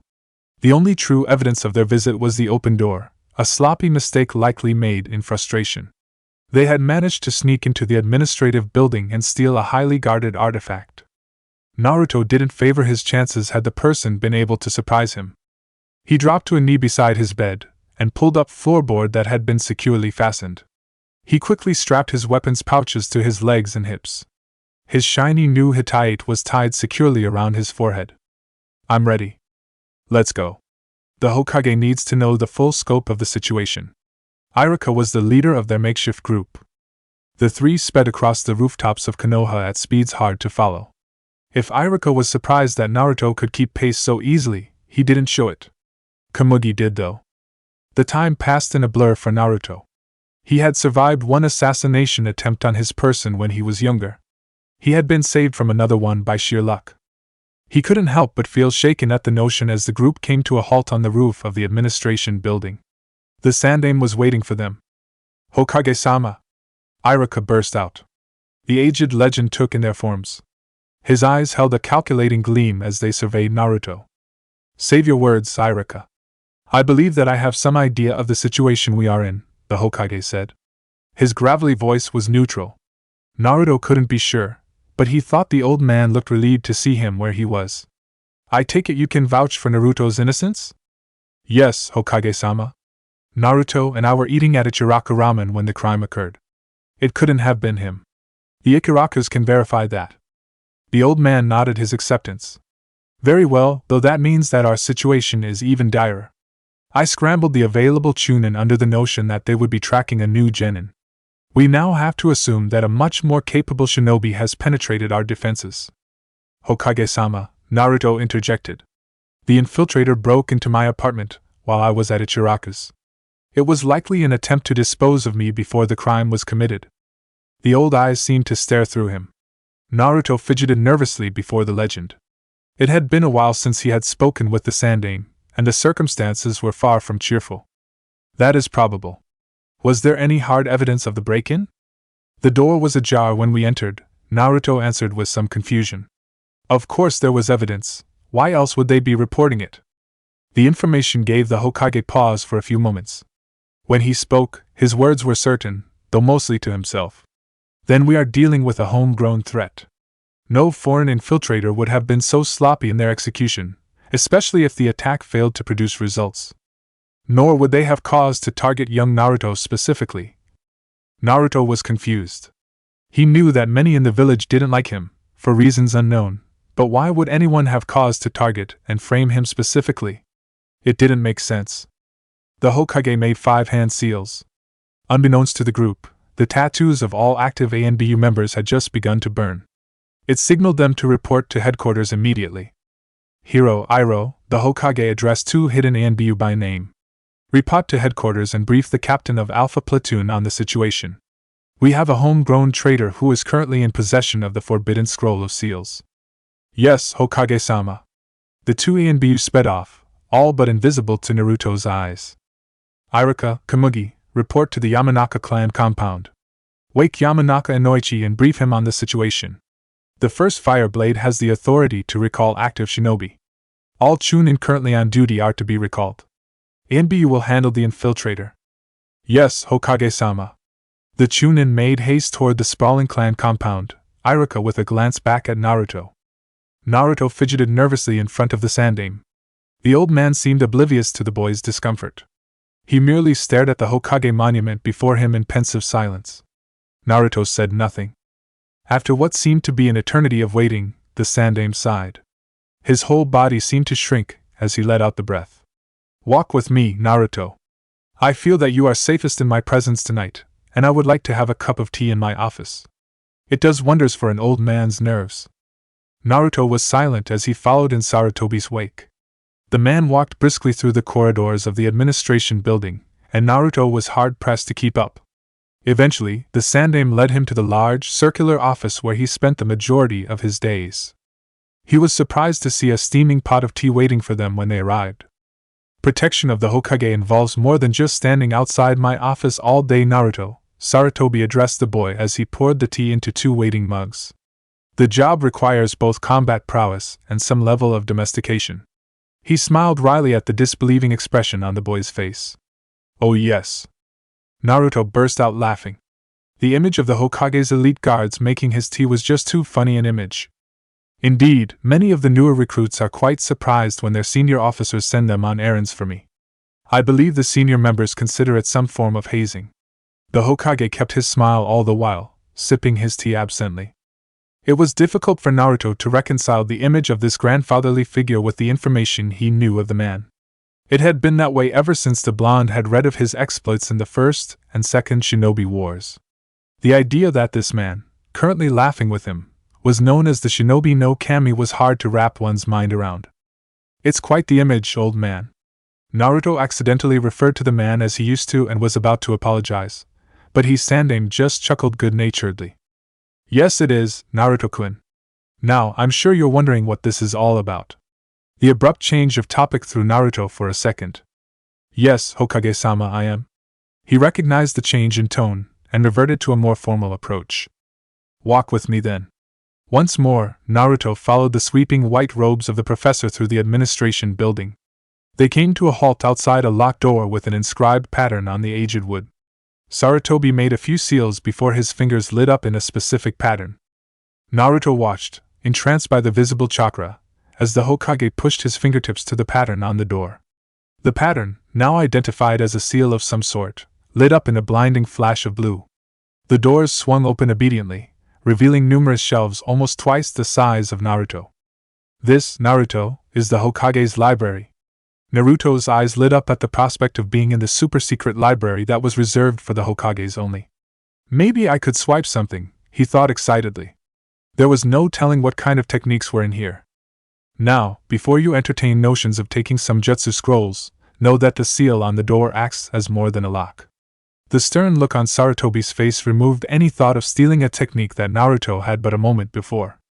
The old man hadn't said what would happen if Naruto had tried to leave with a scroll, but then he didn't have to.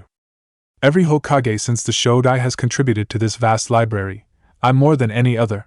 He wasn't called the professor for nothing, it seemed. Naruto lost sight of the man as he disappeared behind a vast shelf. One can find anything from personal ninjutsu, to notes on the wars of the time, to the forbidden scroll of seals, he finished while retrieving a large scroll from the back of the room. Naruto's eyes widened in disbelief as he saw the supposedly stolen scroll. But I thought, how? He sputtered. The wry smile returned. You didn't really think that I left priceless information just lying around? I'm afraid that the scroll the thief has is but a decoy. Then why the ANBU? Naruto asked. Attempting to steal this scroll is still high treason, Naruto-kun, regardless of the result. That, and the decoy has some formidable defenses of its own. It would take some skill to bypass them with little detection. I'd rather trust the thief to my ANBU, rather than a group of chunin, half of which are still half asleep. The Hokage's argument was sound and logical. Why am I here, Hokage-sama? He finally blurted out. He had nothing else to say. Aside from the protection issue, which was nicely resolved due to the old man's presence, he had no reason to be staring at the real forbidden scroll. The Hokage sighed heavily. That, Naruto-kun, is what I'm getting to. He unfurled the large scroll.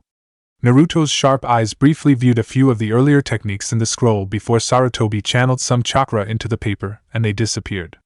They were replaced by 4 complex designs. The 4 inscriptions, Naruto thought they might be seals of some sort, had various scribbled notes next to them. To the right of the separate designs was another, more complex one. To Naruto's untrained eyes, it looked like a combination of the first 3. What are they? He breathed. He crouched down to better view the scribbles. His brain was attempting to read the notes adjacent to the designs with little success. It looked like they were written in a hurry. He vaguely made out the words demon, chakra, and seal. They are seals, Naruto-kun, Sarutobi answered from above his crouched form. On the right is the Hak no Fuin Shiki. The one on the left is the Shiki Fujin. In the middle is the Shusho they make this one. A finger entered Naruto's vision, pointing at the 4th seal. What do they do? Naruto's interest was piqued. There had to be a reason for the Sandaime to show him this. They seal chakra in various ways. Each way is specific. The Hak no Fuin Shiki and the Shusho Fuin lock away and can regulate chakra. Together they make the 8 trigam sealing style. He smiled thinly at Naruto's confusion. While you don't have to know the particulars, though it might aid you in the future to learn them, just know that the 8 trigram style is capable of sealing away truly massive amounts of chakra. Naruto nodded and turned back to the indecipherable notes. The 3rd seal, the Shiki Fujin, summons the death god. Naruto's head snapped up in shock. Sarutobi nodded grimly. Oh yes. You now understand why this scroll is so important. Such information would not be beneficial to Konoha in the hands of another village. No shit. In any event, the Shiki Fujin is a contract with the Shinigami. One can tear the chakra, soul, or both, from any person or anything the user so chooses. At the price of their own soul, of course. Naruto was in shock. He had no idea that there were techniques that were that powerful.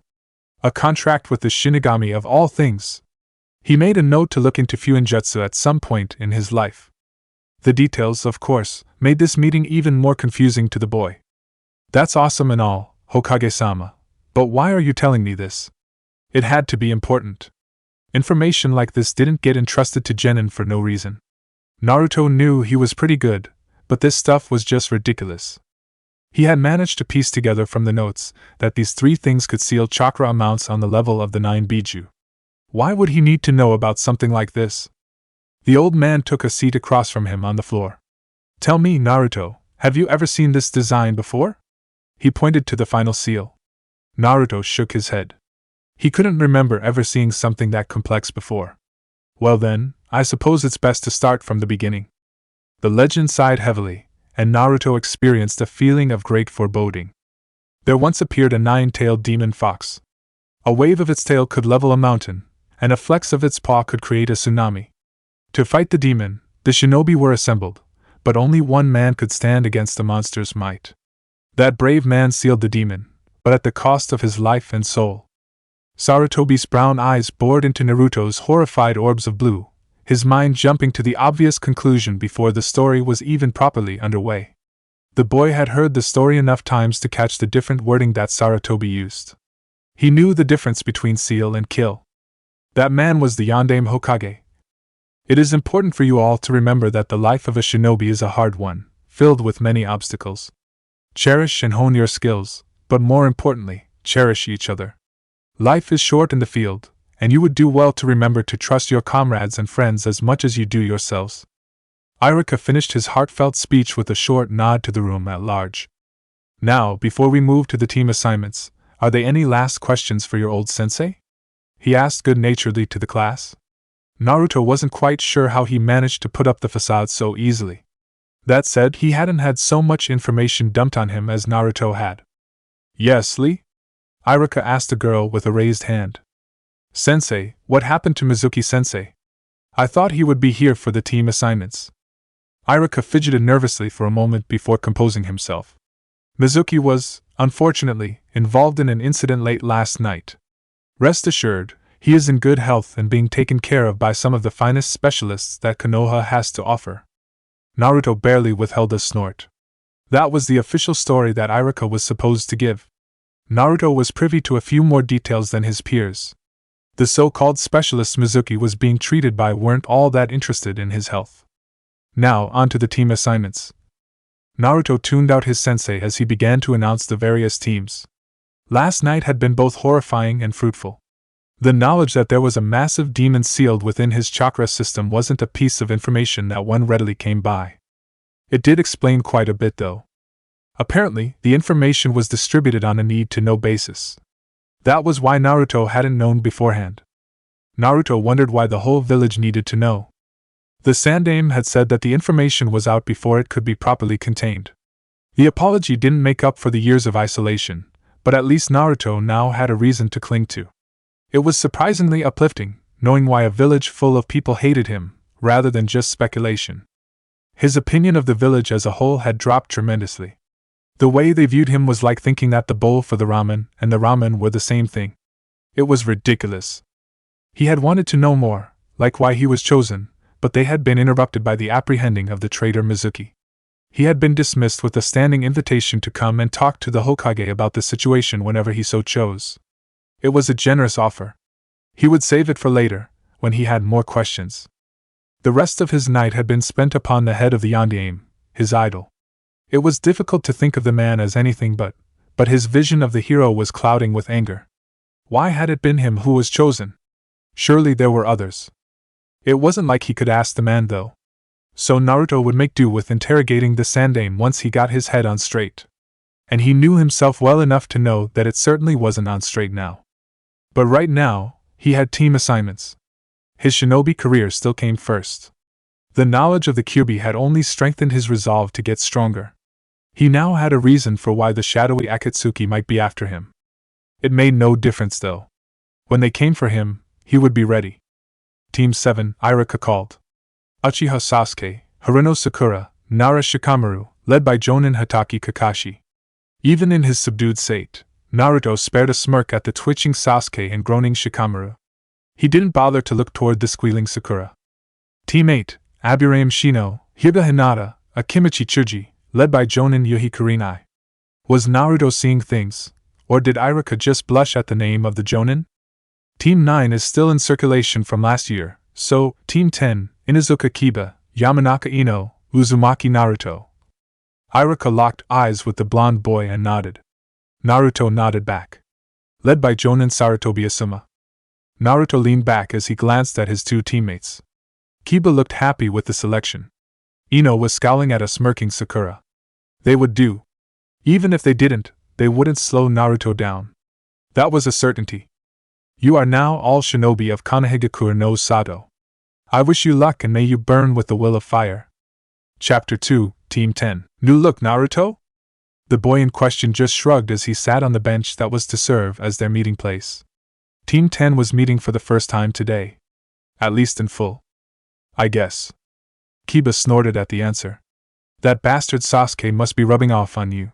He drew a chuckle from the blonde. The blonde laughed louder when a fist met Kiba's head with a smack. Don't talk about Sasuke-kun like that, Kiba. The boy was left rubbing his head in pain as Akamaru growled at the girl from his position in the boy's lap. It wasn't all that menacing. The fact that any of them could throw the dog with one hand lessened the effect. I know, it's too early to be so loud, Naruto complained. He still wasn't fully awake yet. The filing of his paperwork had lulled the normally alert boy back into his normal morning state of mind. If the Hokage had to file that kind of crap on a daily basis, he wondered why he had ever wanted the job. It just wasn't worth it. Pfft, you sound like that lazy-ass Shikamaru. That's not gonna fly. The girl had her hands on her hips in front of the two boys. She glared almost menacingly. Now that we're a team, you lazy asses are gonna have to step it up. Forehead girls on Sasuke-kun's team, and I'll be damned if I let her win just because of that. The girl was on a roll, but Naruto couldn't quite grasp her thought process. It was all one big jumble. Ino? How does our laziness translate to you losing, whatever it is you might lose? He asked, genuinely perplexed. Kiba seemed to share his confusion, as the boy blinked incoherently while rubbing his head. Sasuke-kun, idiot! Sakura is in prime position to get his attention by being on his team, Ino said in a voice that clearly indicated that the point was obvious. That means that I'm gonna have to work twice as hard to get him as before. That means that you two slackers are gonna have to pull your own weight. Kiba had regained his wits. What little of them he had to begin with. All-around nice guy he might be, but he wasn't his sharpest. So we have to not slack off so that you can beat Sakura? Naruto was still confused as well. The girl made no sense. Exactly. I'm gonna have to be twice as strong, beautiful, and amazing than I am now if I want to get Sasuke.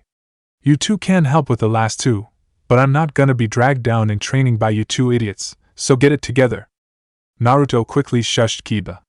This could work to his advantage, and he wouldn't let the Inuzuka spoil it by being his usual loudmouth self. So you need us to help you get stronger so that you can get Sasuke's attention? Yes. She seemed so pleased that he had finally gotten his point. Well, that shouldn't be a problem.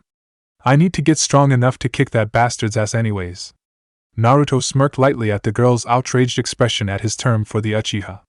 You've got a deal, Ino. Unless Kiba's got a problem? Eyes shifted to the dog ninja. He snarled. As if I'd let you get ahead of me, Naruto.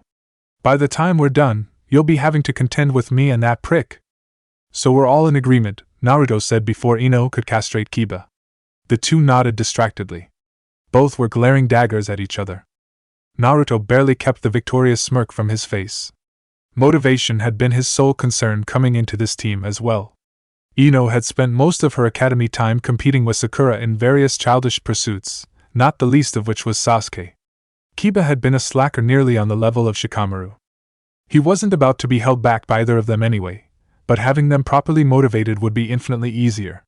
Who knew Ino's stupid crush could be so useful? He did take offense to being called a slacker, however. He wasn't quite sure where she got off referring to him as such. Did his place as second in the class mean nothing to the girl? Honestly, he got no respect. The girl in question plopped herself down in the space between him and Kiba. She smiled sweetly. So, now that we're all a team, we should get to know each other, she declared. Naruto wondered at her mood shifts. One moment she was trying to intimidate the two of them into not slacking off, the next she was downright pleasant. Girls, he thought with exasperation. So troublesome, he mimicked his Nara friend. Well, that sounds like a good idea, a new voice piped up. The smell of cigarettes assaulted their collective nostrils, and their eyes watered as smoke was blown in their faces. A big man clad in a standard Jonin uniform stood in front of Team 10. The only item out of the ordinary on the Jonin was a white sash that hung at his waist. I'll go first. I'm Sarutobi Asuma, and I'm in charge of Team 10 from now on. Asuma smirked amidst the coughs. I'm going to be tough on you lot, so get ready. What did you do that for? Kiba asked indignantly. Naruto winced in sympathy for the boy. His heightened sense of smell would have made the entrance nearly unbearable. That stings. The large man laughed. He was one of the biggest men Naruto had ever seen. Most shinobi were more compact. Didn't I just say that I was going to be tough? Don't start crying on me already. I might just fail you here. Naruto's attention was grabbed. Fail? What did you mean? Asuma just laughed some more. Oh, that's right, they don't tell you guys that sort of stuff. We'll get to that later though. Now, introductions. He blew smoke in their faces again, but Naruto shielded himself with a hand. How about you first? He pointed to Ino. She coughed. My name's Yamanaka Ino, she squeaked out. She coughed again. That's it? Sarutobi questioned. What about likes, dislikes, dreams for the future? We're teammates now, you have to share that kind of information. Naruto noted that the man hadn't bothered to reveal his likes, dislikes, and dreams for the future. His interest was piqued. The man was shrewder than he let on. Ino huffed. I like origami, tending flowers, and Sasuke-kun, of course. I hate loud idiots and lazy idiots. The girl sent a pointed look at Kiba. I also hate Sakura. My dreams for the future are to be a strong ninja like my dad, and to land Sasuke-kun. Naruto barely withheld a snort.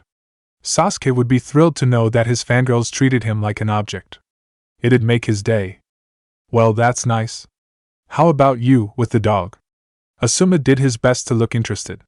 Naruto sympathized with him. Kiba straightened himself. The name's Inuzuka Kiba. I like Akamaru here, my family, hot home-cooked meals, and hotter girls. Asuma nodded in appreciation of the last point, while Ino scowled. I dislike bad smells, people I can't beat up, and arrogant assholes. Ino's scowl morphed into a glare at him for his indirect reference to Sasuke. Naruto wondered what it said about the girl that she automatically connected a reference to assholes to Sasuke. Even then, she was still obsessed with him.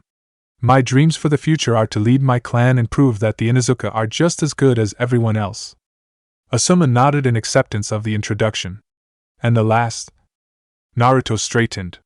My name's Uzumaki Naruto. I like training, ramen, and my old sensei. I dislike idiots and laziness.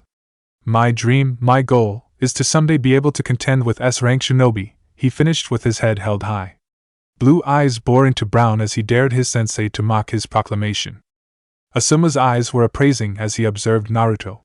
A lofty goal, but something to strive for, I suppose?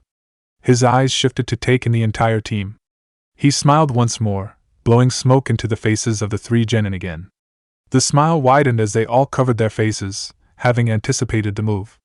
They were learning.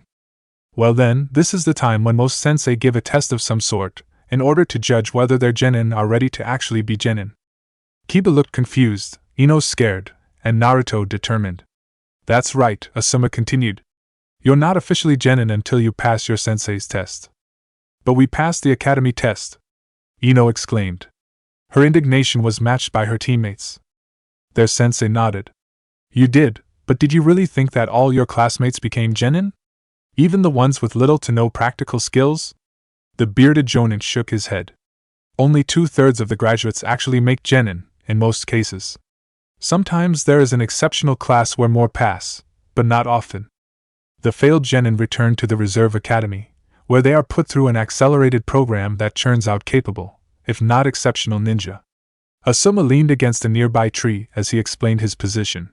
In any event, that's where the sensei's test comes in. The jonin smirked at the expressions on his students' faces. They all looked horrified of failing. I'm a bit different from most jonin in this case. I don't believe that a test, no matter how complex and tested, can really determine how effective a group of genin can be. You guys have too much depth for something so simple to work, he said. So, as of now, you're all on probation. Naruto raised both eyebrows in question.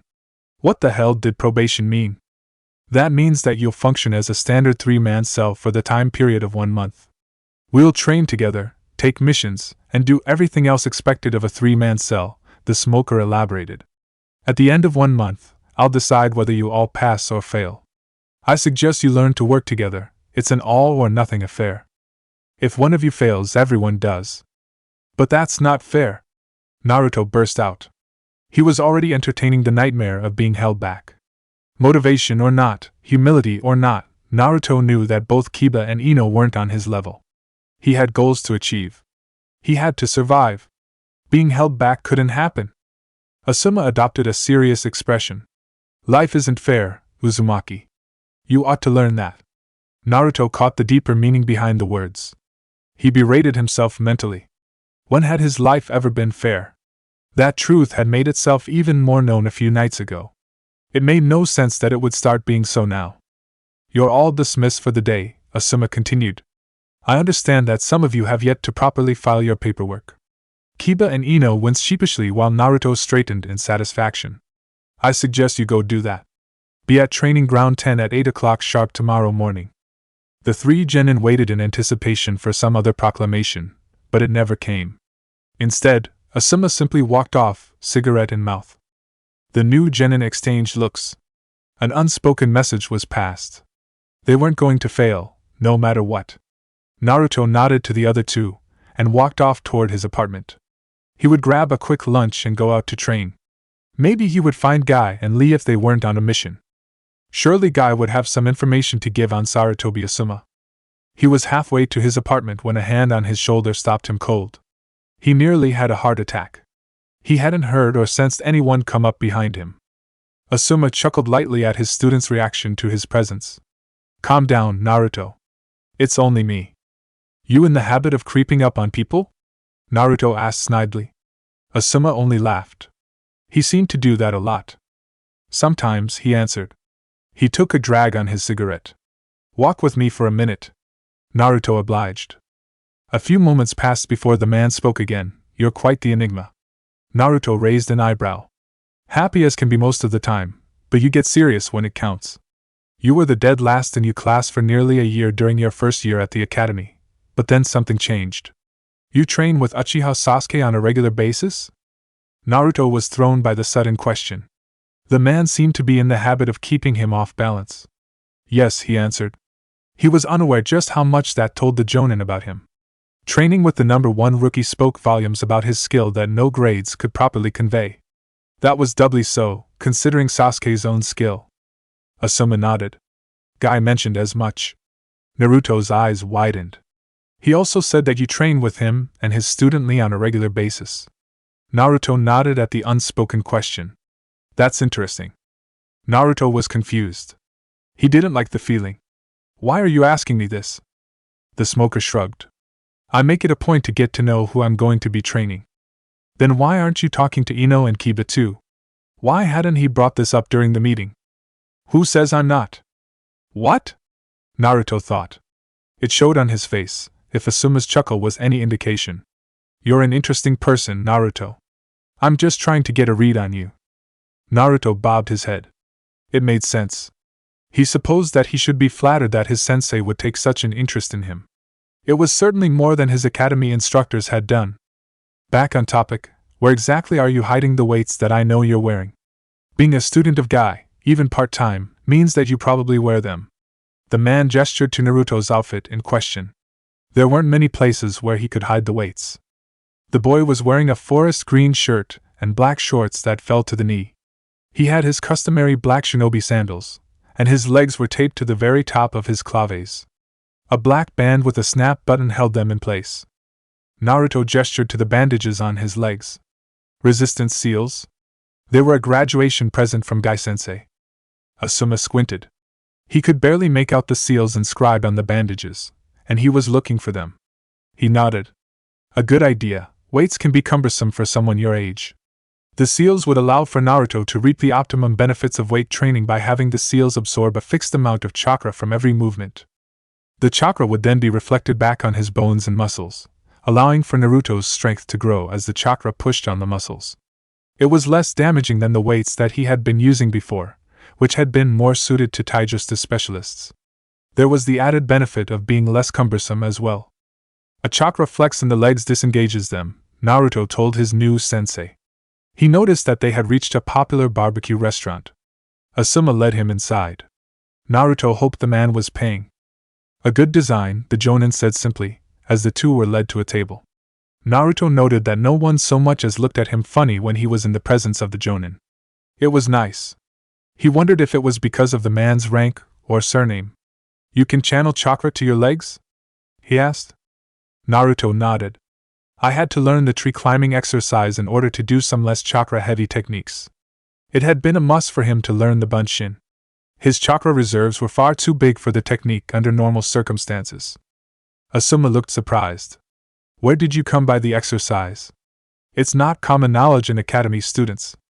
Archive, Naruto said simply as a plate of assorted meats was placed in front of them. They hadn't even ordered. His eyes found Asuma's, and he saw that he was smiling at the waitress. He must have been a regular. Ah, that explains it. Asuma had turned back to his genin. Not enough academy students use that resource. Good on you. He placed the pieces of meat on the grill in front of them. That puts you ahead of your teammates, then. I'll have to start with chakra control then. He sighed. What a drag. Naruto snickered. Asuma raised an eyebrow at the youth. They each ate their meat. It was quite tasty when not burned. Naruto ended up mooching his sensei's meat once his meager grilling skills were exposed. So, Naruto broke the companionable silence. Why exactly are we on probation? Were you just too lazy to come up with a test? He was starting to see how his sensei operated. The man was laid back enough that Naruto wouldn't put it past him to abandon the notion of a test simply out of laziness. The bearded man chuckled at his student's cheek. They would get along fine. Partly. I don't really think that three genin who haven't worked together in the past can be accurately judged by some contrived exam. Most of the tests revolve around teamwork, and getting three genin to work together right off the bat isn't easy. Seeing how you three work together over the span of a month gives me a much more accurate view of you. Naruto nodded. But why? A group of three can learn to work together in a month. Doesn't that defeat the purpose of the test, if you just pass them at the end? The system seemed to be designed to allow the team to pass. Maybe, but you'd be surprised how hard it is to get along with your teammates on a day-to-day basis. I've had a couple of teams that can't handle it. At the end, you're either a team, or you have a few more skills to go to the reserve program with. It was a good system. Naruto nodded thoughtfully.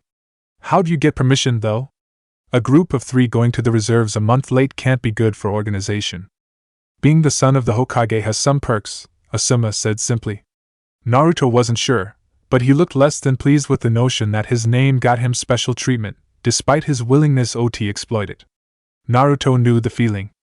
Anyway, be ready for tomorrow, Naruto. Asuma dropped the appropriate money on the table before walking out. He left a contemplative Naruto in his wake. Evenings in Konoha were Naruto's favorite time by far. Many wondered why Fire Country had its name, given its forested landscape. Those who did only had to spend a day in the sun to have their wonders assuaged. While Naruto had never been out of the country, he highly doubted that he'd ever find a place quite like Konoha. When the sun began to disappear behind the eastward-facing Hokages, Konoha came to life.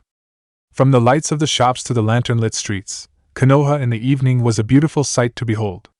Bathed in moonlight under a clear, starlit sky, Konoha exuded an orange glow from nearly every corner. It was a sight to behold from on high, and it was this that originally led Naruto to his favorite haunt. The top of the Yandame's head. Much to the blonde's chagrin, at the moment, he wasn't at his favorite hangout spot. He was dragging himself through the streets on the way to one of his least favorite activities. Shopping. In all honesty, he'd rather stab himself in the eye rather than deal with the great village's shopkeepers. They had been the bane of his existence until he had reached the academy. They had then been replaced with the Chunin instructors, but they had remained quite the vexing problem. A brave few had refused him service in his youth, denying him the essentials needed to survive, but that had stopped once he had complained to the Hokage about mean storekeepers. He had had noticeably less trouble after that. Regardless, they had done their level best to make his life difficult soon after.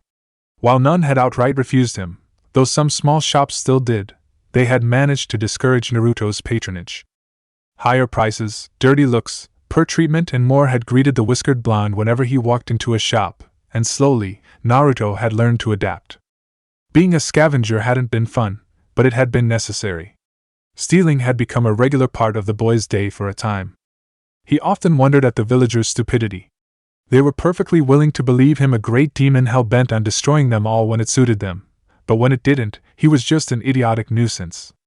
It was the only way Naruto could explain how he had managed to get away with stealing as much as he had in his youth, as he had been far from the competent genin he now was. It was like the villagers' opinions shifted whenever they felt like it, and they adapted to their situation. As annoying as it was, it had made life easier for Naruto, at least until he slipped up one day. 2 weeks and one official reprimand later, Naruto never let himself get caught stealing again. It was no easy task, given that all the shopkeepers stepped up their security and vigilance after that one time, but he had managed. It had even helped him with his skills in stealth. Stealing had been tough, and the results showed. It was no easy feat leading trained shinobi on village-wide chases, and Naruto had delighted in it for a few short months before the Uchiha massacre had wizened him up to the realities of life. Even so, he had managed to pull a few pranks on more than a few merchants after the fact. Watching the wealthy bastards wonder who stole their precious money and goods had been vindication of the highest level. It was even better when their attention eventually fell on him, and he could see how they so obviously wished that they could pin it on him. He had left no evidence of the fact, however. He'd be damned if he let the pricks ever get wind of him more than once. His waltz down memory lane halted as his body turned into a ninja supply shop.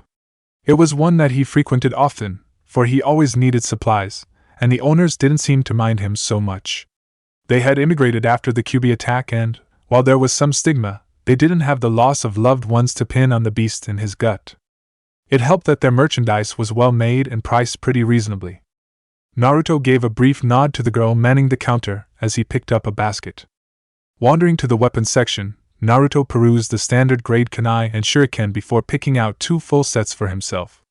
While not cheap, it was necessary, and the blonde had some money now that he was running constant D ranks with Team 10. He glanced over the Senbon needles and decided that he wouldn't splurge too much. While he had some serious pocket money, he still needed to use much of it for other essentials. He didn't really need Senbon anyway. His feet carried him to the clothing section, where Naruto's real objective laid. He had ripped another one of his trademark green shirts, and he was in short supply. He rounded a clothing rack moving toward the t-shirts when walked smack into his teammate. "Kami, Naruto, watch where you're going," Ino groused as she dusted herself off. Naruto huffed angrily. "I was watching. You were the one who couldn't take her eyes off the floor. Pay attention to where you look in small spaces," he grumbled heatedly. The blonde girl just shook her head tiredly and waved him off. "Yeah, whatever, Naruto." She moved to walk away. Naruto's interest was piqued, warning bells sounding loud and clear in his mind. Ino would never let him off the hook like that. She always had to be right about small things like that, and there was no way that she would let it go so easily. "You alright?" he called to her back. He was concerned. Ino turned back to him and offered a small smile. Naruto realized how haggard the girl looked for the first time. That made no sense though. Asuma hadn't held training today. "Yeah, Naruto, I'm alright. Just tired." "You don't look alright," Naruto pointed out bluntly. Subtlety had never been his strong suit when it came to people. An angry look flashed through Ino's eyes for but a moment before it was gone. It was replaced by the same tired look she had before. "Asuma and I talked about some stuff today. Stuff about being a good kunoichi and all that, and he gave me a bunch of stuff to think about." Naruto didn't question why the girl would even bother telling him this. "Anything I can help with?" he asked immediately. "You know, we're teammates and all and friends I guess, so if you need anything," he trailed off in his explanation, blushing slightly at the look his teammate was giving him. She looked to be sizing him up. A small smile made its way to her face. "I'm good, Naruto, but thanks anyway." "You're sure?" She nodded with a small snort. "I'm sure." Naruto scratched the back of his head, at a loss for words. Reassured and concern spent, the moment had just gotten awkward. "Well, I'll see you tomorrow then?" They had training in the morning. "Yeah," Ino said with a little giggle at his discomfort. He blushed lightly. "See you tomorrow." They went their separate ways, each with confused thoughts of the other blonde. The Sandaime silently regarded his son. With his pipe in mouth and serious expression, he gave the appearance of a truly stern, wise leader. It was a well-cultivated and practiced image. His son, likewise, had his game face on, though it differed from his father's. Posture slouched slightly, Asuma gave the appearance of the perfectly laid-back and lazy jonin. The image was completed by the cigarette perched at an angle in his mouth. It, too, was a cultivated image. Few people knew how intelligent and observant the chain smoker was. He intended to keep it that way. "You've had your month, what's your answer?" The sandame's voice was gravelly and stern. Asuma knew that this would be all business. Just like it always was. He wasn't sure if he was truly sad about that. Team 10 has passed. They've showed the proper work ethic, teamwork, and cohesiveness that should be present in a genin team. Asuma was straight to the point and nearly monotonous. He exhaled a cloud of smoke, letting the aromas from the two tobaccos battle it out. The pipe tobacco was winning. And what of the three individually? They are remarkably similar in many ways. All three are loud, somewhat brash, and do nothing to hide their emotions from each other. Surprisingly enough, it translates to some pretty good teamwork. It almost makes the bickering bearable, Asuma said dryly. His father winced in sympathy for him. He was familiar with the personalities of all three. As it is, Naruto is the most mature of the three, though you wouldn't know it initially. It's like the boy can flip a switch in his brain sometimes. It's taken some time, but both Kiba and Ino defer to him when they're making executive decisions on the missions. The elder Sarutobi nodded, his face pensive. Naruto has a natural charisma that can draw people to him. It hasn't had much opportunity to assert itself in the village, but there are examples. Uchiha Sasuke is the most visible. How goes the boy's progress?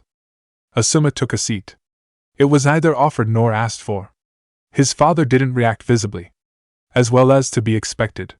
I introduced the water walking exercise just last week, and he's still struggling with it. His chakra reserves work against him at this point, though they'll be a boon later. The sandame sat back in his chair and digested the information. It wasn't much, but it provided some insight as to the abilities of the boy he had once called a surrogate grandson. Naruto had distanced himself from the Hokage a few months into his first year in the academy, incidentally right around the time of the Uchiha massacre. He had heard from Mato Guy that he had taken the boy on as a part-time student, and Sarutobi had been concerned initially. Guy was well known for his harsh training techniques, and the idea of Naruto training under the man had made Sarutobi wary. He had allowed it because the boy wasn't getting any real help from his academy instructors, and short of Sarutobi outright ordering them, he wouldn't likely ever. The boy's time under Guy, sporadic that it was, had yielded results far greater than Sarutobi had initially dared to hope. The astounding progress was proof of the boy's innate talent and potential. The old man would be deluding himself if he wasn't happy for Naruto quite literally sticking it to his detractors in the academy. Young Iruka had been quite shocked when Naruto had suddenly jumped from dead last to middle of the pack in a single month. The trend had continued until he was the number 2 in the class. He quickly forced his wandering mind back to his son. The man was sitting impatiently in his chair. The elderly man inwardly sighed at the deterioration of their relationship. It was too bad that Asuma had inherited his stubbornness. "You look like you want to say something." The chain smoker seemed to mull something over. Guy did the boy a service by helping him when he did. Taijutsu is something that takes years to learn well, and is best learned at a young age. Because of Guy's tutelage, Naruto won't really have to worry about his taijutsu for years. Never, if he keeps practicing with the man. Interesting, the sandame interrupted. But I recall telling you much the same when you first took Team 10. The old man winced at his harsh tone, he couldn't help it sometimes. Asuma barely reined in his glare. In any event, with his taijutsu as solid as it is, he has time to fully turn his attention to ninjutsu, he continued as if his father hadn't interrupted. I want permission to teach him the basics of elemental manipulation. The Hokage was stunned, though he didn't show it. Elemental manipulation was a skill practiced and honed by Chunin. Most genin had neither the chakra reserves nor the proper basics to begin learning the art. The idea of teaching it to a genin was rare, if not unheard of. It had happened with exceptional genin in the past. Is he truly that exceptional? Asuma nodded without hesitation. He is. His taijutsu is good enough to be neglected right now, and his chakra reserves are large enough that it makes sense for him to begin. He was being somewhat modest for his student. The boy's reserves were the size of his own. Genjutsu will never be his forte, though he shows serious drive in learning how to become immune to them. And what of his other teammates? Will they suffer from the extra attention to young Naruto? The Hokage was cracking. Asuma knew he had his father right where he wanted him. He barely withheld a smirk of victory as he put the final nail in the coffin. Not at all. I intend to leave Naruto to study the art mostly on his own time.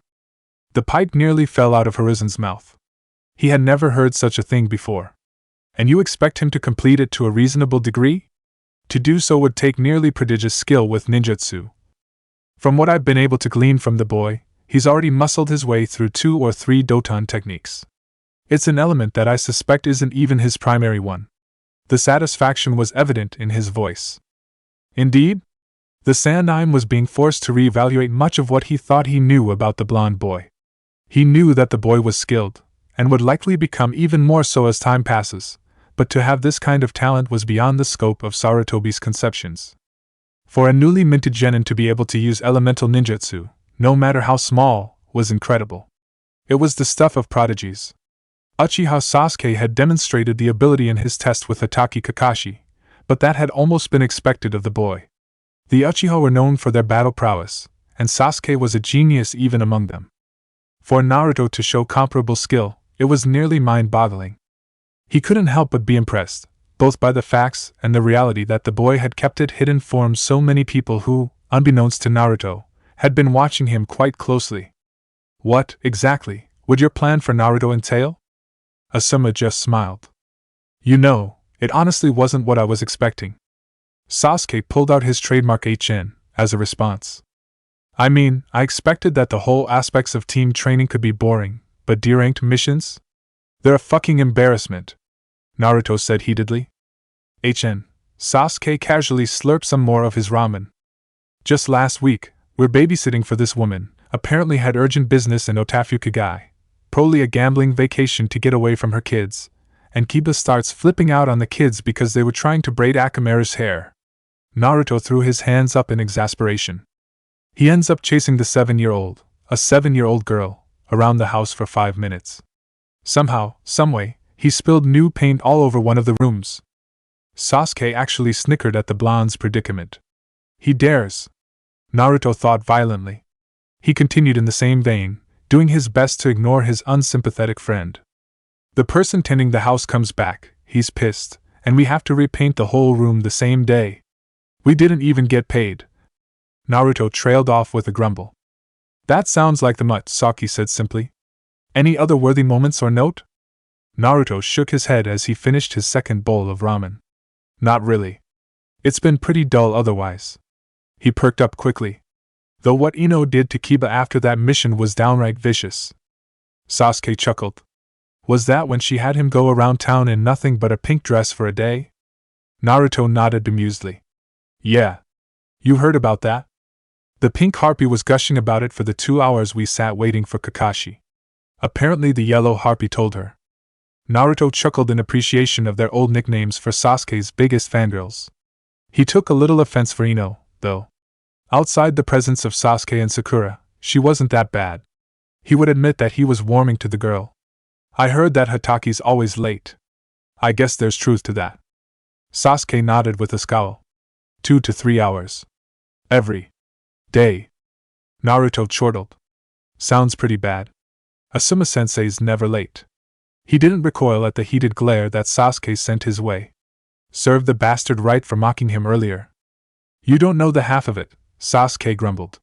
Naruto nearly cracked up at the thought of Sasuke actually grumbling.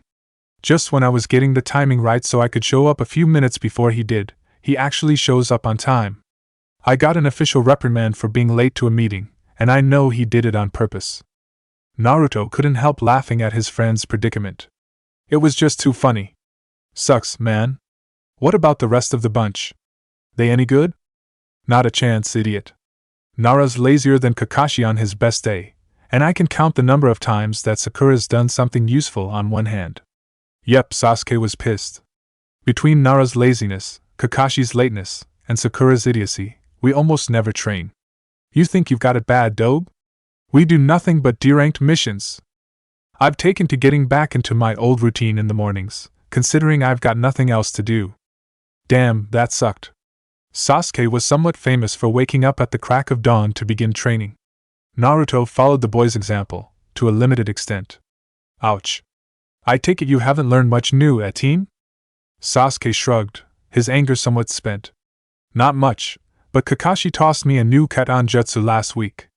Probably compensation for everything. The only team training we do is taijutsu. I'm lucky if I get to spar with Kakashi. Naruto nodded to himself. He was likely learning more than he thought. He was likely getting some battle experience from sparring with a jonin like Kakashi. That and those eyes of his taught on their own. The blonde couldn't say that he learned all that much either. The gap in skill between him and his teammates was a virtual chasm, now that he could see it properly. As such, Asuma was stuck helping Ino and Kiba with their various deficiencies.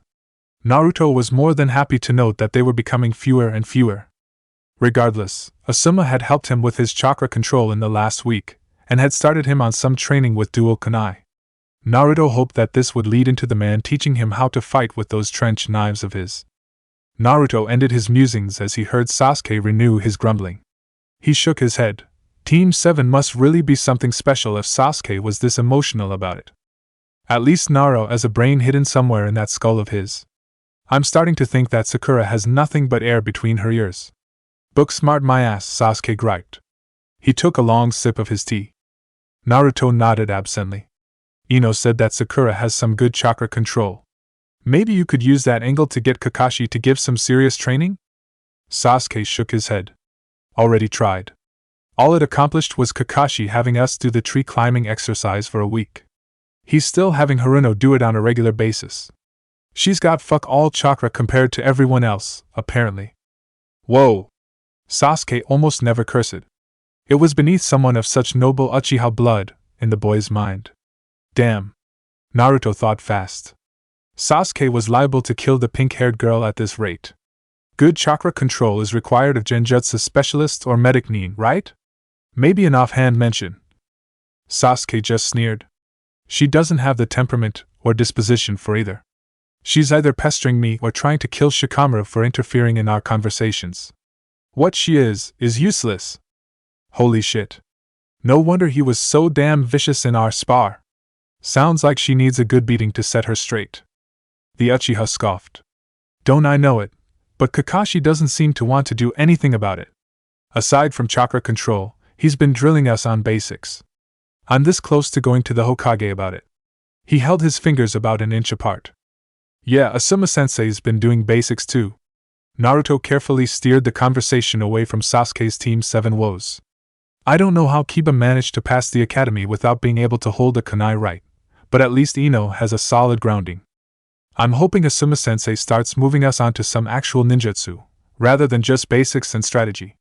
The man had been pestering him to pick up shogi. Naruto still hadn't managed to plow through the rulebook. Damn, if that game wasn't complex. I forgot you had the yellow harpy on your team. He smirked slightly, his own woes forgotten at the moment. Naruto shook his head. She's not that bad, actually. She's actually pretty focused during training. He was happy to say that he had a newly budding friendship with his fellow blonde. She was surprisingly bearable around him these days. It was a pleasant change up from their academy days. Whatever you say, Dobe. Are you sure you aren't being a bit, soft with her? He smirked devilishly. After all, you know what they say, there's nothing so bad as something not so bad. Naruto scowled, though there was a distinct redness to his cheeks. Shut it, team! She's pretty decent, and I thought we agreed never to mention that again. Sasuke was the only one who knew that Naruto had nursed quite the silent affection for the blonde Yamanaka during their first years in the academy. It had lasted until she had started chasing after Sasuke like he was a piece of meat. I don't remember ever agreeing to anything, idiot. Naruto raised a challenging eyebrow. Oh?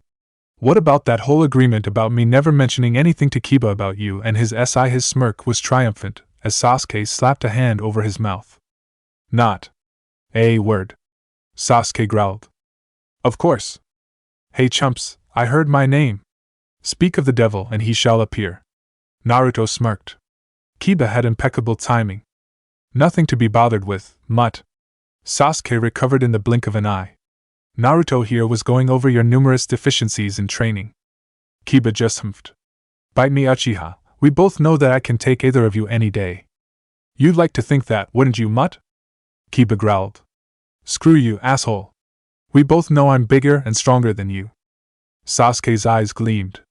Maybe so, but everyone knows that you're lacking size where it counts. Naruto couldn't contain his laughter at Kiba's face as the insult sunk in. The raven-haired youth was being downright vicious today. Fuck you, Uchiha. I'll beat your ass. Akamaru barked along with his partner. Settle down, children, Naruto managed around his laughter. He mentally patted himself on the back for diffusing the situation in such a cool way. We're all friends here. Yeah, screw both of you, Kiba grumbled. Sasuke was back to his aloof self, it seemed. Naruto shrugged. What are you doing around here, Kiba? Didn't think you ate ramen? I don't. My mom says that stuff'll stunt my growth. I'm not exactly lacking size, he sent a pointed glare at the smirking Sasuke, but you can never be too careful. I was looking for you actually. We've got training in 30. Naruto assumed that he didn't want to show up to the training ground with only Ino there to meet him. Their arguments were becoming somewhat legendary. He checked the time. Shit, gotta go, Sasuke. Whatever, dope. Just pay for your share. Naruto dropped the appropriate money on the countertop. Later, team. See ya, old man. Come back soon, old man, Tuchi called from the back. Naruto would make a point to talk to him and his daughter the next time he came by the stand. He always enjoyed the simple conversations he had with his first friends. Naruto and Kiba ambled through the early afternoon traffic in an amiable silence. Naruto took his time seeing the sights and basking in the non-attention he got. The forehead protector was a nice deterrent for the villagers' glares. Kiba spent his time playing with Akamaru and leering at the passing village girls and women. Honestly, Kiba, you're gonna get slapped if you keep that up. Damn hormonal genin. Naruto could appreciate a fine specimen, but Kiba was just ridiculous. Please, Naruto, a woman appreciates guys checking her out. It's flattering. It's not flattering when your drool gets on their shoes. Kami only knows how you turned out how you did with your mother and sister, Naruto argued. Bah, you wouldn't know the first thing to do with a woman, Naruto. That may be true, but if I watch you long enough, I'll end up knowing what not to do. Naruto smirked. That's got to count for something. Kiba glared. There was no real heat behind it, though. I don't know why you doubt me? You and Ino both. You two deserve each other for all the crap you give me. Naruto chuckled. He might make a pass if he thought he had a shot with the other blonde. Kiba, we're 12. No one our age is an expert on women. Least of all you. I beg to differ, Naruto. Chicks are drawn to me like a moth to flame. More like fleas to a dog, Kiba. Naruto laughed outright at Kiba's outraged expression. How do you reckon they're so attracted to you? Kiba puffed up. I've got 2 words for you, animal magnetism. Naruto snorted. And I've got 2 words for you, body odor. It's probably why all these nice people are giving us such a wide berth. Naruto gestured to the gap they were creating in the midday crowds. The reality was that the gap was because most people were giving Naruto a wide berth, but if a little misdirection got Kiba to shower more, who cared? Fuck you, Naruto. The boy in question just laughed his way to the training ground. When they arrived at training ground 10, the 2 boys were surprised to see their remaining squad mates already there. Ino had her hands locked in the rat seal. Asuma looked pensive, though his gaze flickered around the clearing. His eyes didn't even register the arrival of Naruto and Kiba. Abruptly, Ino dropped the seal and Asuma reverted to normal. Well? The girl asked expectantly. Asuma nodded to the girl. Impressive. Just make sure to be throwing your kunai and shuriken in a way for the clones to mimic you. Ino nearly squealed in delight. Are we late, Asuma-sensei? Kiba asked. Asuma turned to regard his other 2 students. The Jonin checked the time. Nope, you're right on time. I was just helping Ino-chan out with a few techniques. Naruto was interested. Anything for the rest of us? He asked. The bearded man shook his head. Nothing you'd be interested in, Naruto. Genjutsu, he elaborated at the look Naruto sent him. The blonde boy scowled. It wasn't his fault he had no real aptitude for the illusion art. In any event, Asuma began anew, lighting a cigarette up. We have a new play for the playbook. The playbook was the group of team maneuvers that Team 10 had drilled. He formed a strange hand seal. The team of genin watched in awe as a duplicate of their sensei appeared in a puff of smoke. It was a corporal clone, too. Naruto could see the shadow. For the next hour, you three will be attempting to entrap and take out my Kagebunshin here. If you could explain the purpose behind the technique you were just practicing? Of course, sensei. She approached the two boys. Naruto could see that the girl was excited about having learned a new technique. The genjutsu is called Kasumi Jusha no Jutsu. It creates a group of imaginary clones to surround the enemy and trick them into thinking our numbers are a lot bigger than they are. For the next hour, the three genin wandered about the forest surrounding the training ground, attempting to subdue Asuma's shadow clone. They finally managed it at the end, due to Ino's effective use of genjutsu, Kiba's tracking abilities, and Naruto's linear speed. The rest of practice was spent sparring, Ino versus Kiba, and Asuma versus Naruto, and practicing chakra control. Both Ino and Kiba were struggling with the water walking exercise. In between Naruto learning to use dual blades, Asuma taught him the basics of the Shunshin, Naruto having the required control to attempt it. It was far from simple. The D-rank ninjutsu required a fine balance of chakra channeled to the legs, or else the jutsu would implode on the user. It was similar to the kawarimi in that sense. The whole process needed to be drilled into Naruto's head before he could attempt it. That, combined with the ungodly amount of concentration the jutsu took to use well, meant that Naruto was far from mastering the jutsu. He knew that the jutsu would be worth its weight in gold. Moving through the village at high speeds would not only cut down his travel time, and it would limit the amount of glares the villagers could send his way. That, and running through the streets was so civilian. It was unbefitting of someone such as him. Naruto, stay back a minute, will you? Asuma asked at the end of the practice. Ino and Kiba were limping their way out of the clearing. Naruto was about ready to do the same. He was tired, sore, cut up, and his chakra coils ached like nobody's business. What's up, sensei? Asuma rummaged around in his utility pouch for a moment before withdrawing a small square of paper and a storage scroll. I have a side project for you. Elemental manipulation. Naruto knew his eyes were the size of saucers, but he didn't care. Sensei? He questioned in disbelief. Isn't that a skill reserved for Chunin and Jonin? It is. The Jonin had an immensely satisfied look on his face from having stunned his student. I think, and my father agrees with me, that it is something worthwhile for you to learn. Naruto blinked twice. From what information he could glean about the elusive art, it was attempted by Chunin in order to become more proficient in ninjutsu. It was a well-known requirement for most Jonin to have mastered, or at least have use of, two elements. For a genin to begin training in the art. Not that I'm complaining, sensei, but why are you teaching me this? It's a skill for Chunin and Jonin for a reason. Naruto was confused, and he didn't like it. I've never known you to doubt your own skills, Naruto. Why start now? Asuma looked genuinely puzzled. No, I'm not doubting myself. It's just that it doesn't make a whole lot of sense. A genin learning elemental ninjutsu is almost unheard of, Naruto countered. He felt that he was arguing against himself, but he wanted to know why. The man had to have a reason. Asuma nodded sagely, taking a drag on his cigarette. Almost unheard of. You seem to be pretty well informed. Do you know of any others who learned this skill at your rank? Naruto shrugged. Hatake Kakashi, Uchiha Itachi, the Yondaime was reputed to have used elemental techniques at a young age. He trailed off. Where was this going? Asuma nodded with a pleased expression, inwardly impressed with the depth of his student's knowledge. He wondered where it came from. Naruto wasn't particularly academically inclined. All exceptional ninja in their youth. They all became more exceptional as they got older. That was quite the veiled compliment. You're putting me in with the likes of those three? The chain smoker shrugged. I'm saying that you've got potential. Your abilities with taijutsu place well above your peers. Your genjutsu is weak, but you can both detect and dispel most ordinary illusions. You've managed a few rudimentary doton techniques, and that monster in your gut pretty much ensures that you've got some huge chakra reserves.